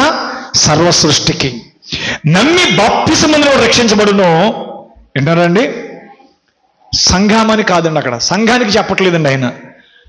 నమ్మి బాప్తిసం పొందిన సంఘం అనలేదండి ఆయన. నమ్మి బాప్తిసం పొందిన వాడు రక్షించబడతాడు, నమ్మని వానికి శిక్ష విధించబడుతుంది అన్నాడు. ఆమేన్, హల్లెలూయా. అంటే దాని అర్థం ఏంటి? సంఘం కాదండి, వాడు అనున్నది వ్యక్తిత్వమును సూచించు సర్వనామము. నమ్మిన వాడు అంటే ఒక మనుష్యుడు. ఆమేన్, ప్రైజ్ లార్డ్. ఎందుకంటే పిల్లరా, నమ్మాల్సింది నీ సంఘం కాదండి. నీ సంఘము వాక్యాన్ని నమ్మినా నమ్మకపోయినా నువ్వు నమ్మాల్సింది వాక్యం. నీ పాస్టర్ను కాదండి నువ్వు నమ్మాల్సింది, నీ సంస్థను కాదండి నువ్వు నమ్మాల్సింది, నీ సిద్ధాంతాలు కాదండి నువ్వు నమ్మాల్సింది. నువ్వు నమ్మాల్సింది వాక్యము. ఆమేన్. నమ్మి అన్నాడు ఇక్కడ. ఏమి నమ్మాలి? మా సంఘాన్ని నమ్మండి, మా సిద్ధాంతాన్ని నమ్మండి, మా సంస్థను నమ్మండి, మా ఆచారాలు నమ్మండి, మా సెమినరీలోకి రండి, మా సంస్థలోకి రండి, మా బైబిల్ కాలేజీలో ట్రైనింగ్ అవ్వండి. ఈ బైబిల్ కాలేజీ ట్రైనింగ్లు, ఈ సెమినారీలు, ఈ సంస్థలు, ఈ యొక్క కల్పితాలు ఇవన్నీ ఏంటండి? దేవుడు పేతురికి ఆయన ఎవరైనా ప్రత్యక్షత ఒక సంస్థ ఇవ్వలేదండి, ఒక సెమినర్ ఇవ్వలేదండి. దేవుడే స్వయముగా ఆ వ్యక్తికి బయలుపరిచాడు. ఆమేన్, ప్రైజ్ లార్డ్. ఈరోజు నేను అంటున్నాను, మనం ఈ వాక్యం దగ్గరికి రావడానికి గల కారణము, నా తండ్రి ఒకడిని ఆకర్షిస్తేనే కానీ వాడు నా యొద్దకి రాడు అన్నాడు ఆయన. ఆమేన్. ఎందుకంటే పిల్లరా, నేను దేవుని దగ్గరికి నడిపించాను, నేను బాప్తిజం ఇచ్చాను, నా సంఘస్థుడు, నా సంస్థ అని చెప్పేసి ఈనాడు మనం ఏదేదో మాట్లాడుకుంటా ఉన్నాం మానవ రీతిగా. కానీ నిన్ను నన్ను ఆకర్షించింది పాస్టర్ గారు కాదండి. వింటున్నారండి? ఒకవేళ పాస్టర్ గారు ప్రసంగం ఆకర్షించిందేమో, లేకపోతే పాస్టర్ గారు అందంగా ఉన్నాడు, లేకపోతే 6 అడుగులు ఉన్నాడు, లేకపోతే ఎర్రగా ఉన్నాడు, లేకపోతే విద్యావంతుడు, లేదా చాలా చురుకైన వాడు, యవ్వనస్తుడు అని ఒకవేళ నిన్ను పాస్టర్ ఆకర్షించాడేమో. లేదా కొంతమందికి సంఘం ఆకర్షిస్తుంది. ఓ చర్చి చాలా బ్యూటిఫుల్, చర్చిలో చాలా సీట్స్ చాలా బాగుంటాయి, ఆ స్క్రీన్ చాలా బాగుంటుంది, చర్చిలో ఏసీ ఉంది, చర్చిలో చాలా మంచి టయానికి ప్రారంభిస్తారు, టయానికి వదిలి పెడతారు, చాలా పీస్ఫుల్గా ఉంటుంది చర్చిలోకి వెళ్తే. ఇది ఒకవేళ ఆకర్షించిందేమో. ఒకవేళ నిన్ను ఎవరు ఆకర్షించారు? ఎవరు ఆకర్షించారు? ఎవరు నీకు ఇది సత్యమని బోధించారు? నేను అంటున్నాను, బ్రహ్మం ప్రవక్తని బెనాన్ తీసి పక్కన ఏంటంటే అసలు యేసు ప్రభు నిజమైన దేవుడని నీకు ఎవరు బయటపరిచారు? తండ్రి ఎవరో, కుమారుడు ఎవడో తండ్రికి బయలుపరిచారు, వాడు తప్ప ఇంకెవడను ఎరగడని చెప్పాడు కదా. మరి ఎరగడన్నప్పుడు అసలు యేసుక్రీస్తు నిజమైన దేవుడని, ఆయన ఒక్కడేనని, ఆయన మాత్రమే, ఆయనే సృష్టికర్తైన దేవుడని, ఆయనే మానవుడికి వచ్చాడని ఇవన్నీ నీకు ఒక సేవకుడు వివరిస్తే అర్థమవుతుందా? లేదా నీ పక్కన సహోదరుడు లేదా నీ పక్కన సహోదరు వివరిస్తే అర్థమైందా? పరిశుద్ధాత్మ నీకు వివరించాడా? పరిశుద్ధాత్మ నీకు ప్రత్యక్షపరిచాడా? అలాగని దేవుడు దిగి వచ్చి నీతో మాట్లాడు. కానీ దేవుడు తన సేవకుల ద్వారానే మాట్లాడతాడు, దేవుడు తన భక్తుల ద్వారానే మాట్లాడతాడు, దేవుడు తన కుమార్తెలతోనే మాట్లాడతాడు. కానీ దాన్ని రూఢిపరిచేది సేవకుడు కాదండి. దాన్ని ఎస్ అని చెప్పి అంగీకరించేది నీలో ఉన్న పరిశుద్ధాత్మ. పరిశుద్ధాత్మ లేకుండా నువ్వు వాక్యానికి ముద్ర కలిగి లేవండి. Praise Lord. ఎందుకంటే నేను నమ్మలేకపోతున్నానండి, పాస్టర్ గారు చెప్తున్నారు కానీ నేను నమ్మలేకపోతున్నానండి. పాస్టర్ గారు ఎన్నిసార్లు చెప్పినా, ఈ వస్తువుల గురించి చెప్పినా, ఈ మంగళసూత్రాల గురించి చెప్పినా, చుట్ల గురించి చెప్పినా నేను నమ్మలేకపోతున్నానంటే ఎందుకు నమ్మలేకపోతున్నావు అంటే బైబిల్లో కొందరు పెట్టుకున్న వాళ్ళు కనబడుతున్నారు కాబట్టి నువ్వు నమ్మలేకపోతున్నావు. Praise lord. హల్లెలూయా. ఎందుకంటే నీకు అవి కొన్ని అభ్యంతరకరంగా ఉన్నాయి కాబట్టి. ఆ సంఘానికి వెళ్తే ఎలా బోధించారండి, ఆ సంఘానికి వెళ్తే వీటి గురించి పెద్దగా చెప్పరండి, అసలు వీటి గురించి పట్టించుకోరండి, కాబట్టి నాకు అక్కడ బాగా అర్థమవుతుందండి అంటారనరా? ఖచ్చితంగా అంటారు. ఎందుకు అంటారు అని అంటే పిల్లరా, అక్కడ రిసీవ్ చేసుకునేటువంటి పరిశుద్ధాత్మ నీకు లేదు. ఆమేన్. హల్లెలూయా. ఎందుకంటే దేవుడు నిన్ను జగత్తు పునాది వేయబడక మునిపే ఆయనలో నిన్ను ఏర్పాటు చేసుకుంటే, ప్రైజ్ లార్డ్, దేవుడు తన ముందు విత్తనాన్ని నీ హృదయం అనేటువంటి పొలములో పెట్టుంటే ఆ వాక్యపు వెలుగు దాని మీద ప్రకాశింపగానే ఆ జీవం అనేది నీలో స్పందిస్తుందండి. దేవునికి స్తోత్రం కలుగునుగాక. హల్లెలూయా. ప్రవక్త అంటున్నాడు, ఆయన అంటున్నాడు, ఎవరికి? సర్వ సృష్టికి సువార్తను ప్రకటించడు, నమ్మి బాప్తిసం పొందినవాడు రక్షించబడును. అంటే వాడు ఎవడు? వాడు నమ్మి బాప్తిసం పొందువాడు రక్షించబడతాడు. వాడు అనేది ఏంటంటే ఆయన అంటున్నాడు ఒక మనుష్యుడు. అది వ్యక్తిత్వమును సూచించే నామం, అది వ్యక్తిత్వాన్ని సూచించే సర్వనామం అంటున్నాడు. దేవుని యొక్క రాజ్యములో మనవళ్ళు లేరండి. వింటున్నారండి? గ్రాండ్ చిల్డ్రన్ లేరండి అంటున్నాడు. డేవిడ్ డుప్లిసెస్ చెప్పిన రీతిగా, ఒక భక్తుడు చెప్పిన రీతిగా దేవునికి మనవలు లేరండి, దేవునికి కుమార్తెలు మాత్రమే ఉన్నారండి. వింటున్నారా? దేవునికి ఎవరున్నారంటండి? కుమార్తెలు మాత్రమే ఉన్నారంటండి. ఆమేన్. Praise lord. మనవలుగా ఉండడానికి ప్రయత్నం చేయకండి. ఆమేన్. హల్లెలూయా. ఎందుకంటే పిల్లరా, ప్రవక్త అంటున్నాడు, మా తండ్రి పెంతుకో సంఘానికి చెందిన వాడైనప్పటినీ కూడా పరిశుద్ధాత్మ పొంది ఉండినను నువ్వు ఈ సంఘమునకు అతడు వచ్చుచున్నాడు నువ్వు వచ్చిన ఎడల అతడు నిన్ను ఒక ముని మనవడుగా తీసుకొని వచ్చుచున్నాడని నువ్వు తలంచుచుండినా అది తప్పు. మళ్ళా చదువుతున్న నీ మాట. మా తండ్రి పెంతుకో సంఘానికి చెందిన వాడైనప్పటికీ కూడా పరిశుద్ధాత్మను పొంది ఉండినను నువ్వు ఈ సంఘమునకు అతడు వచ్చుచున్నాడని వచ్చిన ఎడల, అంటే ఒక తండ్రి వస్తున్నాడనో లేకపోతే తాత వస్తున్నాడనో నువ్వు సంఘానికి వచ్చిన ఎడల అతడు నిన్ను ఒక ముని మనవడిగా తీసుకుని వచ్చుచున్నాడని నువ్వు తలంచుచుండినా అది తప్పు. దేవుడు తన్ను తాను నీకు ప్రత్యక్షపరుచుకొనవలెను. అదే ఈరోజు ఈ వర్తమానంలో ఉన్నటువంటి జబ్బు ఏంటంటే పిల్లరా, మా తాతయ్య గారు ఈ సంఘంలో పాస్టర్ గారు, లేకపోతే మా తాతయ్య గారు ఈ సంఘానికి వచ్చేవారు, మా నాన్నగారు కూడా ఈ సంఘానికి వచ్చేవారు, ఇప్పుడు నేను కూడా ఈ సంఘానికి వెళ్తున్నాను కాబట్టి యేసుక్రీస్తు గురించి మా నాన్నగారు చెప్పారు, బాప్తిసం గురించి మా నాన్నగారు చెప్పారు, దేవుడు ఒక్కడనేటువంటి విషయం మా నాన్నగారు చెప్పారు, ఈ కాలానికి ప్రవక్త విలియం బ్రన్హం అని మా నాన్నగారు చెప్పారు, లేకపోతే మా తాతగారు చెప్పారు అని ఒకళ్ళు దేవుని మందిరానికి వస్తున్నట్లయితే, దేవుని సందుకు వస్తున్నట్లయితే, వింటున్నారండి, అది నీకు రక్షణ కాదండి. దేవుడు తన్ను తాను నీకు ప్రత్యక్షపరచుకోవాలి. అదండి, అప్పుడు వస్తుందండి మారు మనసు. అంతే తప్ప బాప్తిజం పొందరా, బాప్తిజం పొందే. ఎందుకంటే ఆ లుథరన్ వాళ్ళందరూ లుథరన్ సంఘంలోనే పొందాలనుకుంటారు, పెంతెకొస్తేలందరూ పెంతెకొస్తు సంఘంలోనే పొందాలనుకుంటారు, బాప్టిస్టులందరూ జీడియంలో పొందాలనుకుంటారు. కారణం ఏంటంటే వాళ్ళ తాత బాబులు అందరూ ఆ సంఘానికి వెళ్ళారు కాబట్టి వాళ్ళు అక్కడ పొందుతారు. అలాగే ఈరోజు ఈ సంఘం వర్తమాన సంఘం అని చెప్పుకుంటూ ఈ నిజ సత్యవాక్యం అని చెప్పుకున్న వాళ్ళు కూడా, ఎందుకంటే నిజమే బాప్తిసం యేసుక్రీస్తు నామములో అనేది నిజమే, దేవుడు ఒక్కడనేది నిజమే, ఈ కాలం ప్రవక్త బ్రహ్మం అనేది నిజమే. అయితే మన పిల్లోడికి ఆ ప్రత్యక్షత ఉందా? కేవలం నువ్వు చెప్పిన మాటలేనా? ఏదో నువ్వు పొందమన్నావు కాబట్టి పొందాడా, లేకపోతే నిజంగానే పొందాడా?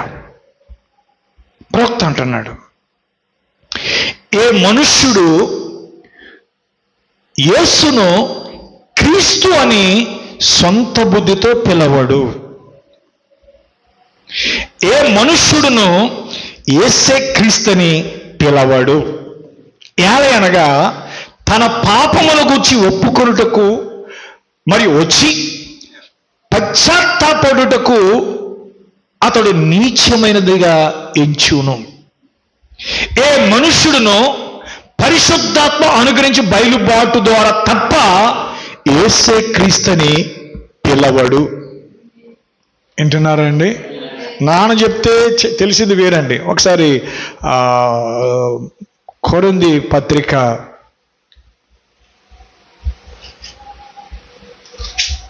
2వ కొరింథీ పత్రిక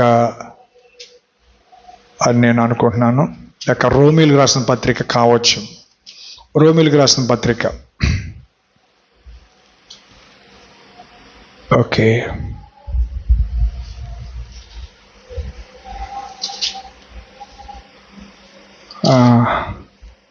పరిశుద్ధాత్మ వల్ల తప్ప ఎవడును యేసును ప్రభువుగా అంగీకరించడు అనేటువంటి మాట నాకు తెలిసినంత వరకు కొరింథీ పత్రిక కానీ రోమా పత్రిక కానీ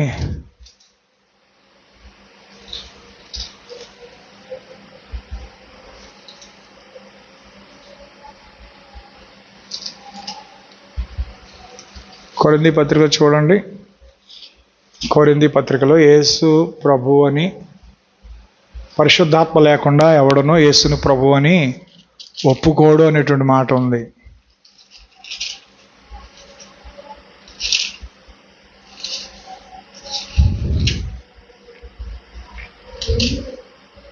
రెండవ కొరింథీ పత్రిక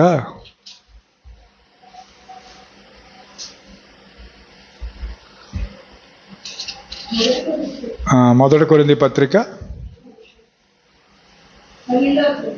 12వ అధ్యాయం చూడండి అమ్మా.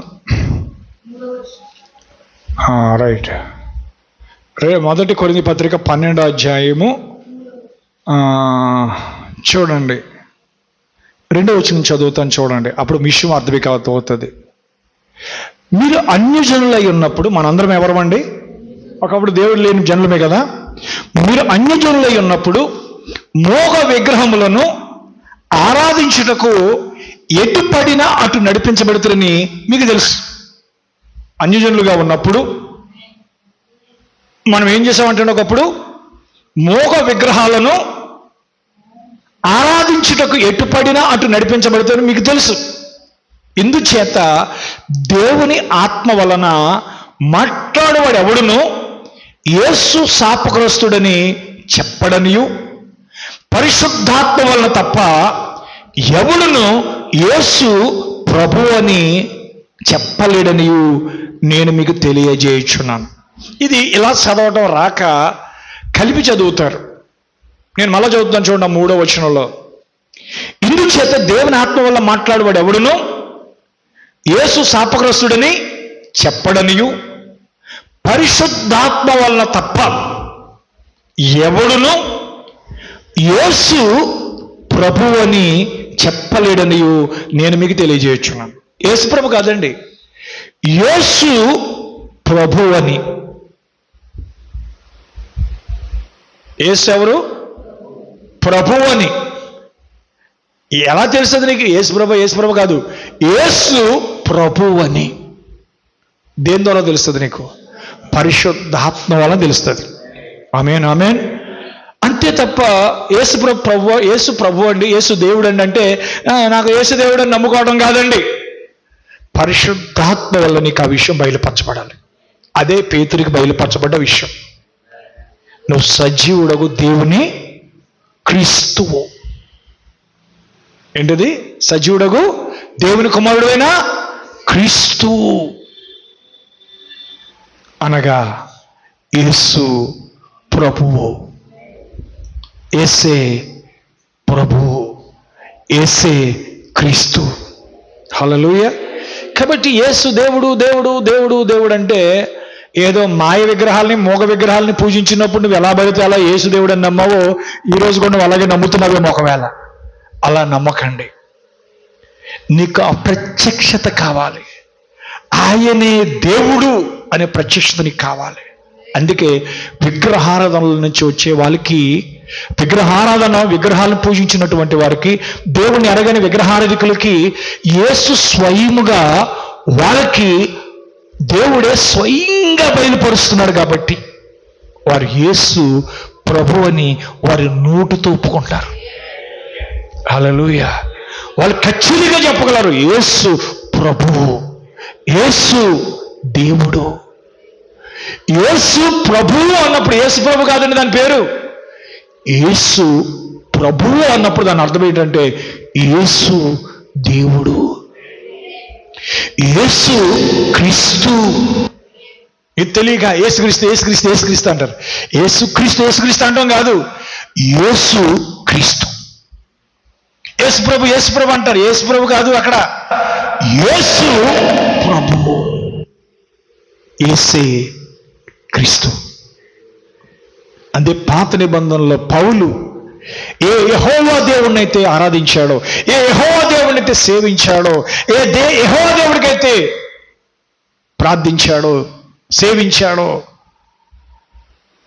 యేసుని ఆ వెలుగులో చూసినప్పుడు అప్పుడు యేసు ప్రభువుని నమ్మాడు, యేసు క్రీస్తుని నమ్మాడు, యేసు దేవుడని నమ్మాడు. కాబట్టి ఈయన సర్వాధికారి అయిన దేవుడై ఉండి, తత్వంలో 2వ వ్యక్తి అని చెప్పలేదు, 3వ వ్యక్తి అని చెప్పలేదు. ఈయన సర్వాధికారి అయిన దేవుడై ఉండి నిరంతరము స్తోత్రార్హుడై ఉన్నాడు. శరీరము బట్టి క్రీస్తు వీరిలో పుట్టాను. ఆమేన్. శరీరానుసారముగా చూస్తే క్రీస్తు అనగా ప్రభువు, ప్రభువు అనగా దేవుడు మానవుడయ్యాడు. అందుకే పౌలు అన్నాడు, దేవుడు ఒక్కడే, దేవునికును నరులకిని మధ్యవర్తి ఒక్కడే, ఆయన క్రీస్తు యేసును నరుడు అన్నాడు. హల్లెలూయా. క్రీస్తు యేసు అనే నరుడు. ఆమేన్. కాబట్టి ప్రియులారా, దేవుని యొక్క ప్రత్యక్షత, దేవుని యొక్క బయలుపాటు, ప్రైజ్ లార్డ్, దేవుని యొక్క ప్రత్యక్షత. ఆమేన్. హల్లెలూయా, హల్లెలూయా. నేను ముగిస్తున్నాను. ప్రవక్త అన్నాడు,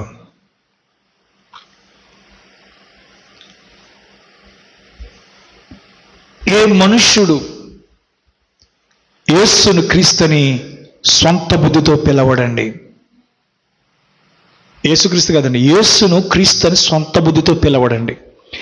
ఏ మనుష్యుడును యేసే క్రీస్తుని పిలవడు. అనగా తన పాపమును గురించి ఒప్పుకొనుటకు వచ్చి పశ్చాత్తాపడుటకు అతడు నీచమైనదిగా ఎంచును. అంటే ఇలా ఏంటి పాపాలు ఒప్పుకోవడం, పశ్చాత్తాపడడం ఏంటని అది చాలా అసహ్యంగా అనిపిస్తుంది. ఏ మనుష్యుడును పరిశుద్ధాత్మ అనుగ్రహించి బయలుపాటు ద్వారా తప్ప యేసే క్రీస్తుని పిలవడు.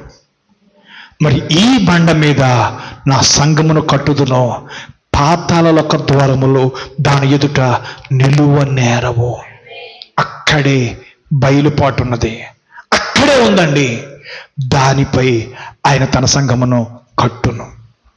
ఆమేన్, ఆమేన్, హల్లెలూయా. ఆ గొప్ప బయలుపాటు, ఆ గొప్ప ప్రత్యక్షత, ప్రైజ్ లార్డ్.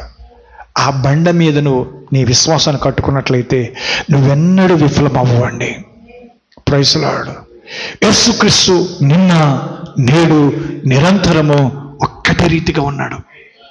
నానా విధమైన అన్య బోధల చేత త్రిప్పబడకండి అన్నాడా? హల్లెలూయా. ఎందుకంటే పిల్లారా, కొందరు ఈ వర్తమానంలో ఉన్న వాళ్ళు ఏమన్నారో తెలుసా అండి? కొందరు ఏమన్నారో తెలుసండి? ఈ వర్తమానంలో ఉన్నటువంటి వాళ్ళు చాలా బాధకరమైన విషయం, అసలు యేసే దేవుడు కాదన్నారు. వర్తమానంలో బాగా పండిపోయిన వాళ్ళు, బాగా ముదిరిపోయిన వాళ్ళు యేసు దేవుడు కాదన్నారు.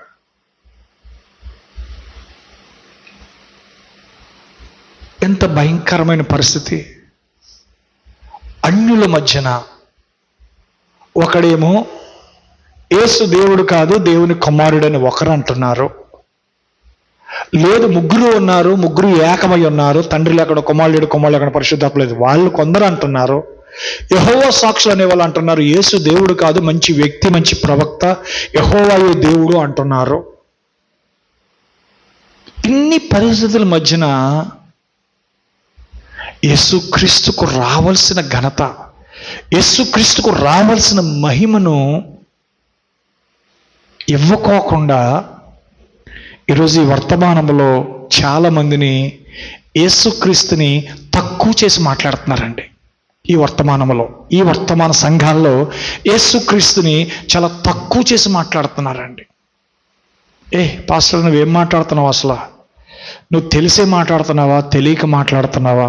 యేసుక్రీస్తుని ఎవరు తక్కువ చేస్తున్నారా, పిచ్చోడా అని నన్ను ఎవరైనా అంటే నేను చెప్పగలను, ఈరోజు చాలామంది యేసుక్రీస్తుని చాలా తక్కువ చేస్తున్నారండి. ఎలా తక్కువ చేస్తున్నారో ఒక ఎగ్జాంపుల్ చెప్తాను, చిన్న ఎగ్జాంపుల్.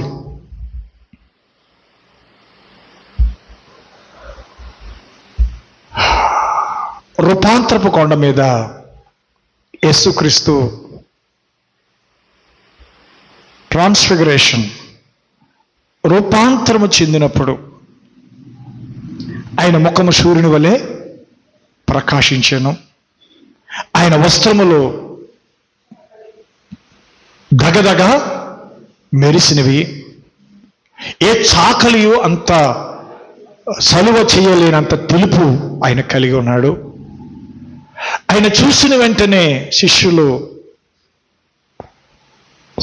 పడిపోయారు, వారికి మోషే ఏలియాలు కనబడ్డారు. అప్పుడు ఆకాశములో నుండి ఒక స్వరం ఎలా అనబడింది, ఈయన నా ప్రియ కుమారుడు, ఈయన యందు నేను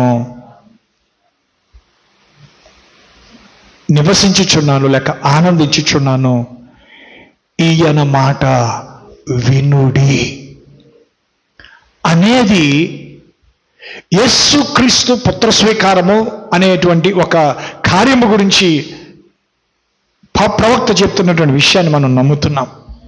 హల్లెలూయా. కానీ అది నిజంగా జరిగింది కాదు, అంటే నిజంగా అదొక ట్రైలు, అదొక ముందు ప్రదర్శన. కానీ 63లో సన్సెట్ పర్వత మీదకి ప్రవక్త బృందం మేఘములోకి కొనిపోబడినప్పుడు అక్కడ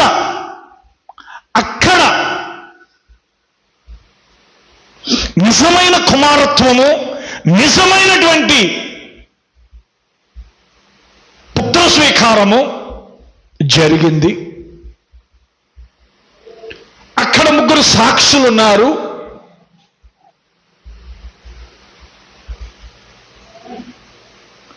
కాబట్టి అది ఒక నీడ, ఇది ఒక వాస్తవం అని చెప్పే సేవకులు ఈ వర్తమానంలో ఉన్నారండి. అనేకులు బోధించగా నేను విన్నాను, ఇప్పటికీ బోధిస్తున్నారు. కానీ ఆ మాట ప్రవక్త బ్రహ్మము ఎన్నడూ అనలేదు. ఎందుకు అనలేదు అనంటే, పరిశుద్ధ గ్రంథము 7 ముద్రల పుస్తకము లోపటను వెలుపటను రాయబడి ఉంది. కాబట్టి మనం లోపలన్నది మనం చదువుతున్నాం, వెలుపల కూడా రాసి ఉంది. ఆ వెలుపల ఉన్నటువంటి ఆ రాత ఏదో కాదు కానీ, జూనియర్ జాక్సన్కి వచ్చినటువంటి దర్శనాన్ని బట్టి ఒక వైట్ పిరమిడ్, ఆ పిరమిడ్ లోపల ఒక తెల్లటి రాయి, దాని మీద ఎన్నడూ ఏది రాయబడని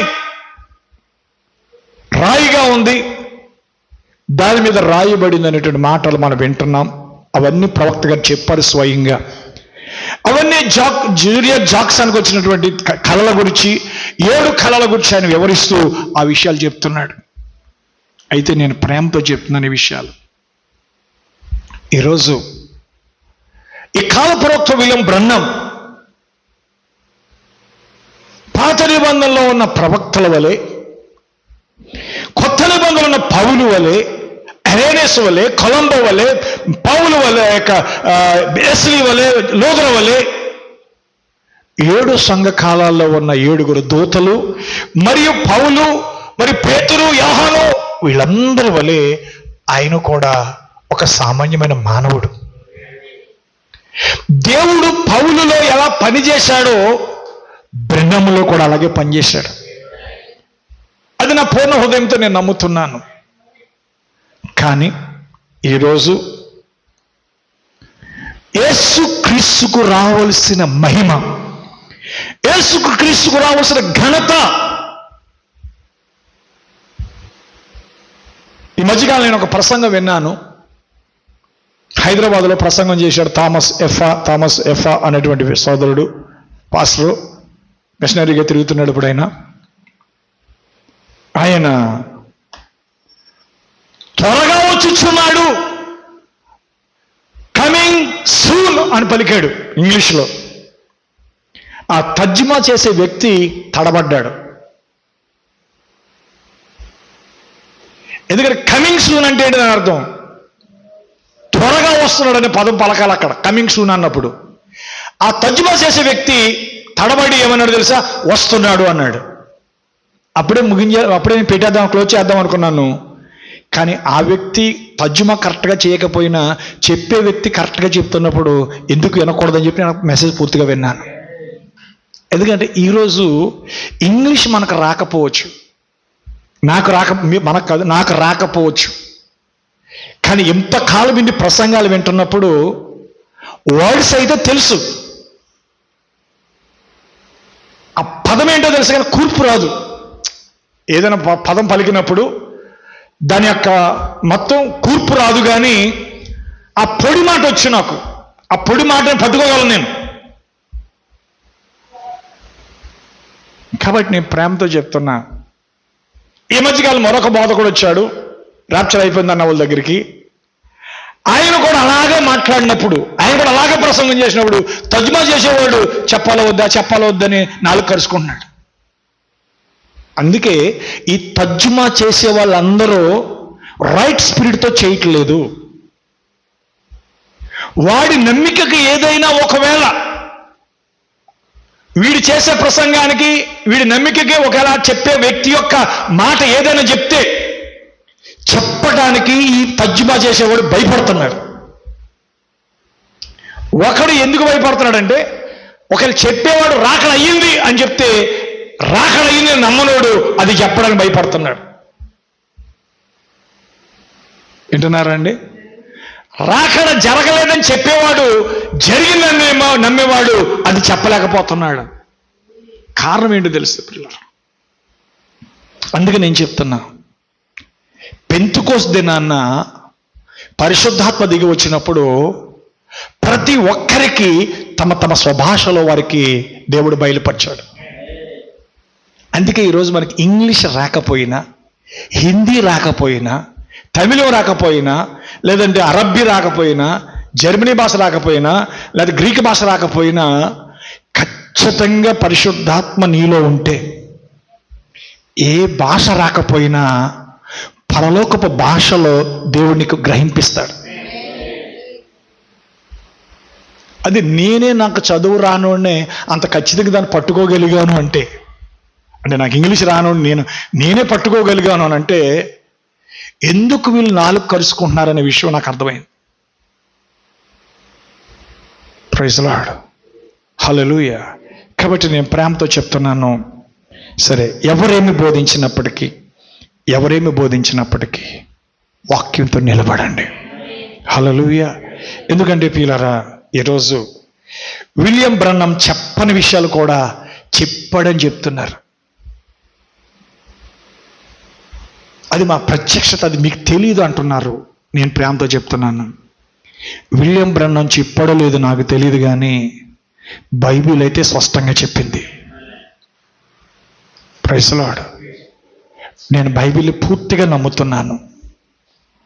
ఎందుకంటే పిల్లరా, మారు మనసు, రక్షణ అనేది, నీ రక్షణ అనుభవం అనేది ఒక సంఘం పేరు చెప్పకో, ఒక వ్యక్తి పేరు చెప్పకో, పరిశుద్ధాత్మ వలన తప్ప ఎవడును యేసును ప్రభువు అని చెప్పడు. దేవుడు మిమ్మల్ని దీవించునుగాక. లేచి నిలబడదాం. ఈ రాత్రికాల సమయంలో మరి ప్రార్థన చేసుకుందాం. నేను చాలా విషయాలు చెప్పాలని అనుకున్నాను ప్రారంభంలో, కానీ చాలా ఆలస్యమైంది, నేను చెప్పలేదు.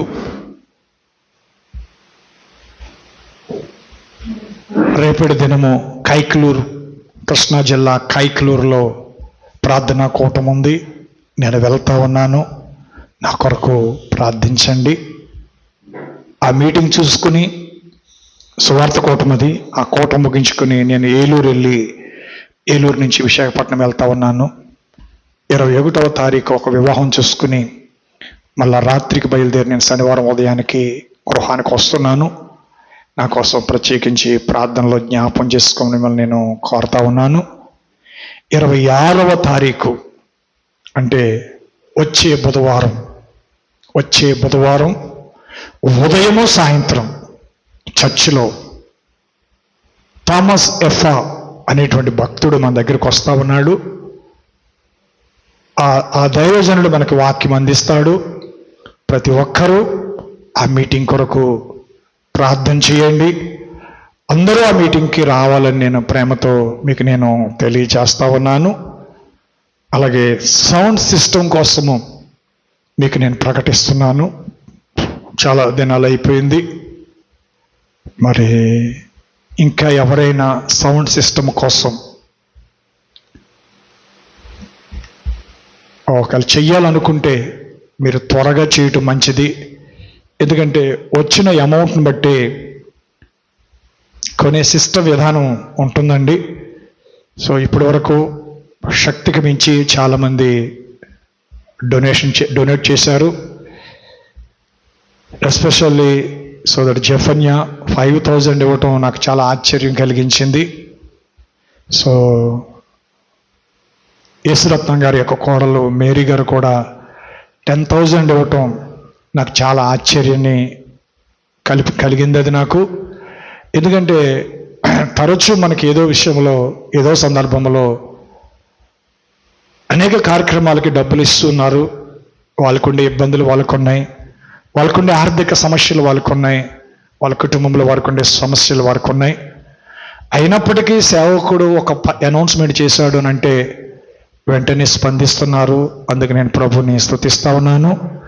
మరి చాలామంది వాళ్ళు గుప్పులు విప్పారు. ఇంకా చాలామంది మరి వాళ్ళు చేయగలరని నేను నమ్ముతున్నాను. వాటి కొరకు మరి ఎదురు చూస్తూ ఉన్నాం. ఎందుకంటే వాటిని మరి సౌండ్ సిస్టమ్ మంచి తీసుకోవాలనే ఉద్దేశాన్ని కలిగి ఉన్నాం. ఫస్ట్లో అయితే 2 బాక్సులు సరిపోతాయనే ఉద్దేశంతో సౌండ్ సిస్టమ్ అని అనుకున్నాం. సో మరి మీ దాతృత్వము, మీ యొక్క సమర్పణ చూసిన తర్వాత మళ్ళీ ఆలోచన మార్చి ఒక మిక్సర్ కూడా తీసుకోవాలి. యాంప్లిఫైర్ లేకోకుండా ఇంకా మిక్సర్ తీసుకుని, ఆల్రెడీ బాక్స్లోనే యాంప్లిఫైర్ ఉంటుంది కాబట్టి ఒక మంచి మిక్సర్ తీసుకుని చేసుకోవాలనేటువంటి ఒక తలంపు కలిగి ఉన్నాం. సో మీరు అందరూ ప్రార్థన చేయండి. మరి దేవుడు ప్రతి ఒక్కరిని అత్యధికంగా దీవించును గాక. అలాగే మన మధ్యన మరి ఒక యవనస్తురాలు, గత కాలంలో మన సంఘానికి వచ్చే అమ్మాయి నీరజ అనేటువంటి ఒక అమ్మాయి కిడ్నీ సంబంధిత బాధతో బాధపడతా ఉంది. మరి నేను వెళ్ళాలి, ప్రార్థన చేసి రావాలి, అప్పుడు అనౌన్స్ చేద్దామని నేను వెయిట్ చేస్తున్నాను. కానీ ఇంకా నేను వెళ్ళలేదు. ఆమెను చూడటానికి, ప్రార్థన చేయడానికి నేను వెళ్ళలేదు. మరి ఆమె అనారోగ్యంగా ఉంది. మరి సరైన ఆహారం కూడా తీసుకోవట్లేదు. మరి ఆమె కోసం ప్రార్థన చేయండి. నీరజ అనేటువంటి అమ్మాయి యవనస్తురాలు, హన్నా క్లాస్మేటు, హన్నా ఫ్రెండు. మరి మొక్కతోట ఇక్కడ మన ప్రక్కన 2 ఇల్లుల అవతల నీరజ అనే అమ్మాయి ఉంటుంది. మరి ఆ అమ్మాయి కోసం ప్రార్థన చేయండి. మరి పెళ్ళయింది, పిల్లలు లేరు, కానీ కిడ్నీ సమస్యతో బాధపడతా ఉంది. మరి ఆమె కోసం మీరు అందరూ నాతో కలిసి ప్రార్థించండి. అలాగే అందరూ ప్రార్థించండి. అలాగే వెంకటపతిరాజు గారి కోసం మీరు అందరూ ప్రార్థన చేశారు. దేవుని కృపను బట్టి ఆయన మళ్ళీ మామూలు మనిషి అయ్యాడు. ఆయన దేవుడు ఆశ్చర్యంగా స్వస్థపరిచాడు. 2 సార్లు ఆయన స్వస్థత పొందినట్టు దేవుడు నాకు చూపించాడు. నేను చెప్పడానికి వెళ్దామని అనుకున్నాను, కానీ నేను వెళ్ళలేకపోయాను కొన్ని కారణాలు బట్టి. సో ఏదైనా దేవుడు అతను స్వస్థపరిచాడు. ఎందుకంటే ఒకప్పుడు ఆయన కూడా ఈ సంఘానికి వచ్చే వాళ్ళని చాలా అభ్యంతరపరిచాడు. చాలా తప్పుడు బోధ, తప్పుడు సిద్ధాంతం వాళ్ళది, వాళ్ళు కరెక్ట్ కాదని చెప్పి మాట్లాడాడు. అలాగని ఆయన మీద నాకేమీ ద్వేషము లేదు. కానీ దేవుడే తన గొప్పతనాన్ని చాటుకునేవాడై ఉన్నాడు. దేవుడే అతను స్వస్థపరిచాడు నేను నమ్ముతున్నాను. మరి ఆయన కొరకు ప్రార్థించిన మీ అందరికీ వందనాలు. ఇంకా సంపూర్ణ ఆరోగ్యత కోలుకోవాలని కూడా మీ ప్రార్థనలో జ్ఞప్తి చేసుకోమని మీకు నేను తెలియచేస్తూ చివరిగా చిన్న ప్రార్థన చేసి నేను ముగిస్తున్నాను. ప్రేమ కలిగిన మా గొప్ప తండ్రి, కృప కలిగిన మా రక్షకుడు అయిన యేసయ్య, నీ కొందనాలు, స్తుతులు, స్తోత్రాలు చెల్లిస్తున్నాం. సూర్యోదయం మొదలుకొని సూర్యాస్తమయం వరకు స్తుతింపదగిన నామగలిగిన పరిశుద్ధుడు ఈ దినం ప్రభు నీ సన్నిధానంలో ఈ రీతిగా ప్రభు నిన్ను స్తుతించుటకు, నిన్ను ఆరాధించుటకు, నీ వాక్యము ధ్యానించుటకు నాయనా నీవు ఇచ్చిన గొప్ప భాగ్యాన్ని బట్టి మీకు వందనాలు. దేవ, నీ వాక్యం సెలవిచ్చినట్లుగా ఈ బండ మీద నా సంఘమును కట్టుదును, పాతాళాలకు ద్వారములు దాని ఎదుట నిలువ నేరవు అనేటువంటి విషయం గురించి మీరెంతో తేటగా, సూటిగా, స్పష్టముగా మాకు అర్థమయ్యే రీతిలో నాయనా ఈ గడియ వర్తమానాన్ని నీ సేవకుడి ద్వారా మాకు వివరించి చెప్పినందుకు నీకు కృతజ్ఞతలు, వందనాలు, స్తోత్రాలు చెల్లిస్తున్నాం. దేవా, నా సేవకుడి యొక్క సొంత ఆలోచనలు, సొంత మాటలు కాదు, కానీ నీవు కాలానికి పంపినటువంటి ఓ ప్రవక్త చెప్పిన మాటలను ఆయన చదివి వినిపిస్తా ఉన్నాడు నాయన. దేవ, వాటిని గ్రహించే జ్ఞానమును, పరిశుద్ధాత్మను మాకు అనుగ్రహించండి. దేవ, మా మధ్యకి రాబోతున్నటువంటి థామస్ ఎఫా మా మధ్య 2 కోటాల్లో నీ దాస్తుని నిలబెట్టుకుని మాతో మాట్లాడండి. నీ బలమైన అభిషేకముతో ఇక్కడ నీ ఆత్మ ద్వారా నీ ఆత్మను కుమ్మరించిన ఆయన నీ అభిషేక్తుని నిలబెట్టుకుని మాతో మాట్లాడమని ప్రార్థిస్తున్నాను. అలాగే తర్జుమా చేయబోయే విలియమ్ను కూడా జ్ఞాపకం చేసుకోనండి. వారి స్వరాన్ని ముట్టండి, అభిషేకంతో నింపండి, గొప్ప మాటలు ఇక్కడ అనుగ్రహించమని ప్రార్థిస్తూ ఉన్నాను. అలాగే రేపటి దినమందు జాన్ కోలా గారు ఏర్పాటు చేసిన 3 రోజుల కోటాల్లో మరి రేపటి కూటములో నేను వాక్యాన్ని బోధించడానికి వెళ్తుండగా నీ అభిషేకము నాకు దయచేయండి, నీ పరిశుద్ధాత్మ నింపుదల నాకు దయచేయండి. దేవ, మరి అక్కడ ప్రసంగించి మళ్ళీ నేను ప్రయాణమై వెళుతున్న ప్రయాణాల్లో మార్గాల్లో నాకు తోడుగా ఉండండి. మళ్ళీ తిరిగి క్షేమముగా సంఘమునకు, గృహానికి చేరుపడేంత నీ కాపుదల, భద్రత నాకు దయచేయండి. ముఖ్యంగా సహోదరి నీరజ కోసం ప్రార్థిస్తా ఉన్నాం. యవన బిడ్డ, యవనరాలు ప్రభు, యవన కాలంలో కలిగిన బలహీనతను ఎరిగిన దేవుడు, నువ్వు స్వస్థపరిస్తే వారు స్వస్థత పొందుతారు ప్రభు. నువ్వు నిన్న, నేడు, నిరంతరము ఒక్కటే రీతికున్న దేవుడు, నువ్వు మారని దేవుడు. మరి నీ సేవకుడిగా నన్ను నమ్ముతా ఉంది, నన్ను నమ్మి నా ప్రార్థన సహాయాన్ని కోరుతుంది. తప్పక ఆ బిడ్డపై నీ గాయపుని హస్తముంచండి, ఆ బిడ్డను స్వస్థపరచండి, సంపూర్ణ ఆరోగ్యంతో నింపమని ప్రార్థిస్తున్నాను. ఆ బిడ్డని చేతిలో పెడతా ఉన్నాం. నువ్వు బ్రతికిస్తే మేము బ్రతుకుతాం, నువ్వు స్వస్థపరిస్తే మేము ఆరోగ్యవంతులుగా ఉంటాం. తప్పక బిడ్డ నీ చేతులకు అప్పగిస్తున్నాను. వెంకటపతిరాజు గారి పట్ల కూడా మీరు కృప చూపారు, ఆయన స్వస్థపరిచినందుకు నీకు వందనాలు. ఇంకా సంపూర్ణ ఆరోగ్యం బిడ్డకి మీరు దయచేయండి. అలాగే నా భార్య 2 పన్నులు తీయించుకుని బలహీనతగా ఉంటుండగా ఆ బిడ్డ నీ గాయపడిన సొంత ముట్టి ఆ పంటి బాధ నుంచి విడిపించి ఆ బిడ్డ స్వస్థపరి సంపూర్ణ ఆరోగ్యంతో నింపమని ప్రార్థిస్తూ, దేవా, జరగబోయే మీటింగ్స్ని, ఈ దిన సంఘ పరిచర్నికి అప్పగిస్తుండగా దేవములు నీ ఆత్మతో నింపి నడిపించండి. అలాగే మంచి సౌండ్ సిస్టమ్ కొరకు మేము ఆశపడతా ఉన్నాం. నీ చిత్తమైతే సంఘానికి కావలసిన మంచి సౌండ్ సిస్టమ్ మేము కొనుక్కునే కృప మీరు మాకు దయచేయండి. అలాగే సంఘానికి ఎన్నో అవసరతలు ఉన్నప్పుడు నాయన బిడ్డలు ఎంతో దాతృత్వంతో సమర్పణతో ప్రభువా వారి కలిమిలో లేమిలో వారి గుప్పులు విప్పుతున్న ప్రతి బిడ్డను ప్రతి హస్తాన్ని మీరు దీవించండి, ఆశీర్వదించమని తలవంచపతి బిడ్డనికి అప్పగిస్తూ సమస్త ఘనత మహిమ నీకు చెల్లిస్తూ మా ప్రభుని మా రక్షకుడైన ప్రభుని యేసుక్రీస్తు నామమున ప్రార్థిస్తున్న మా పరమ తండ్రి, ఆమేన్, ఆమేన్. God bless you. దేవుడు మిమ్మల్ని అందరినీ దీవించిన గాక. షాలోం. అందరికి వందనాలు. నా కోసం ప్రార్థించండి. మౌనిక కుమారుడు పుట్టినరోజు కార్యక్రమం నేను ఉండలేదు. పిల్లలు ఎవరైనా పిలిస్తే గనక మరి ఆ రోజు మీ పిల్లలు వెళ్ళి చేయాలనుకుంటే మీరు వెళ్ళి చేయమని తెలియజేస్తా ఉన్నాను. దేవుడు మిమ్మల్ని అందరినీ దీవించును గాక. God bless you all.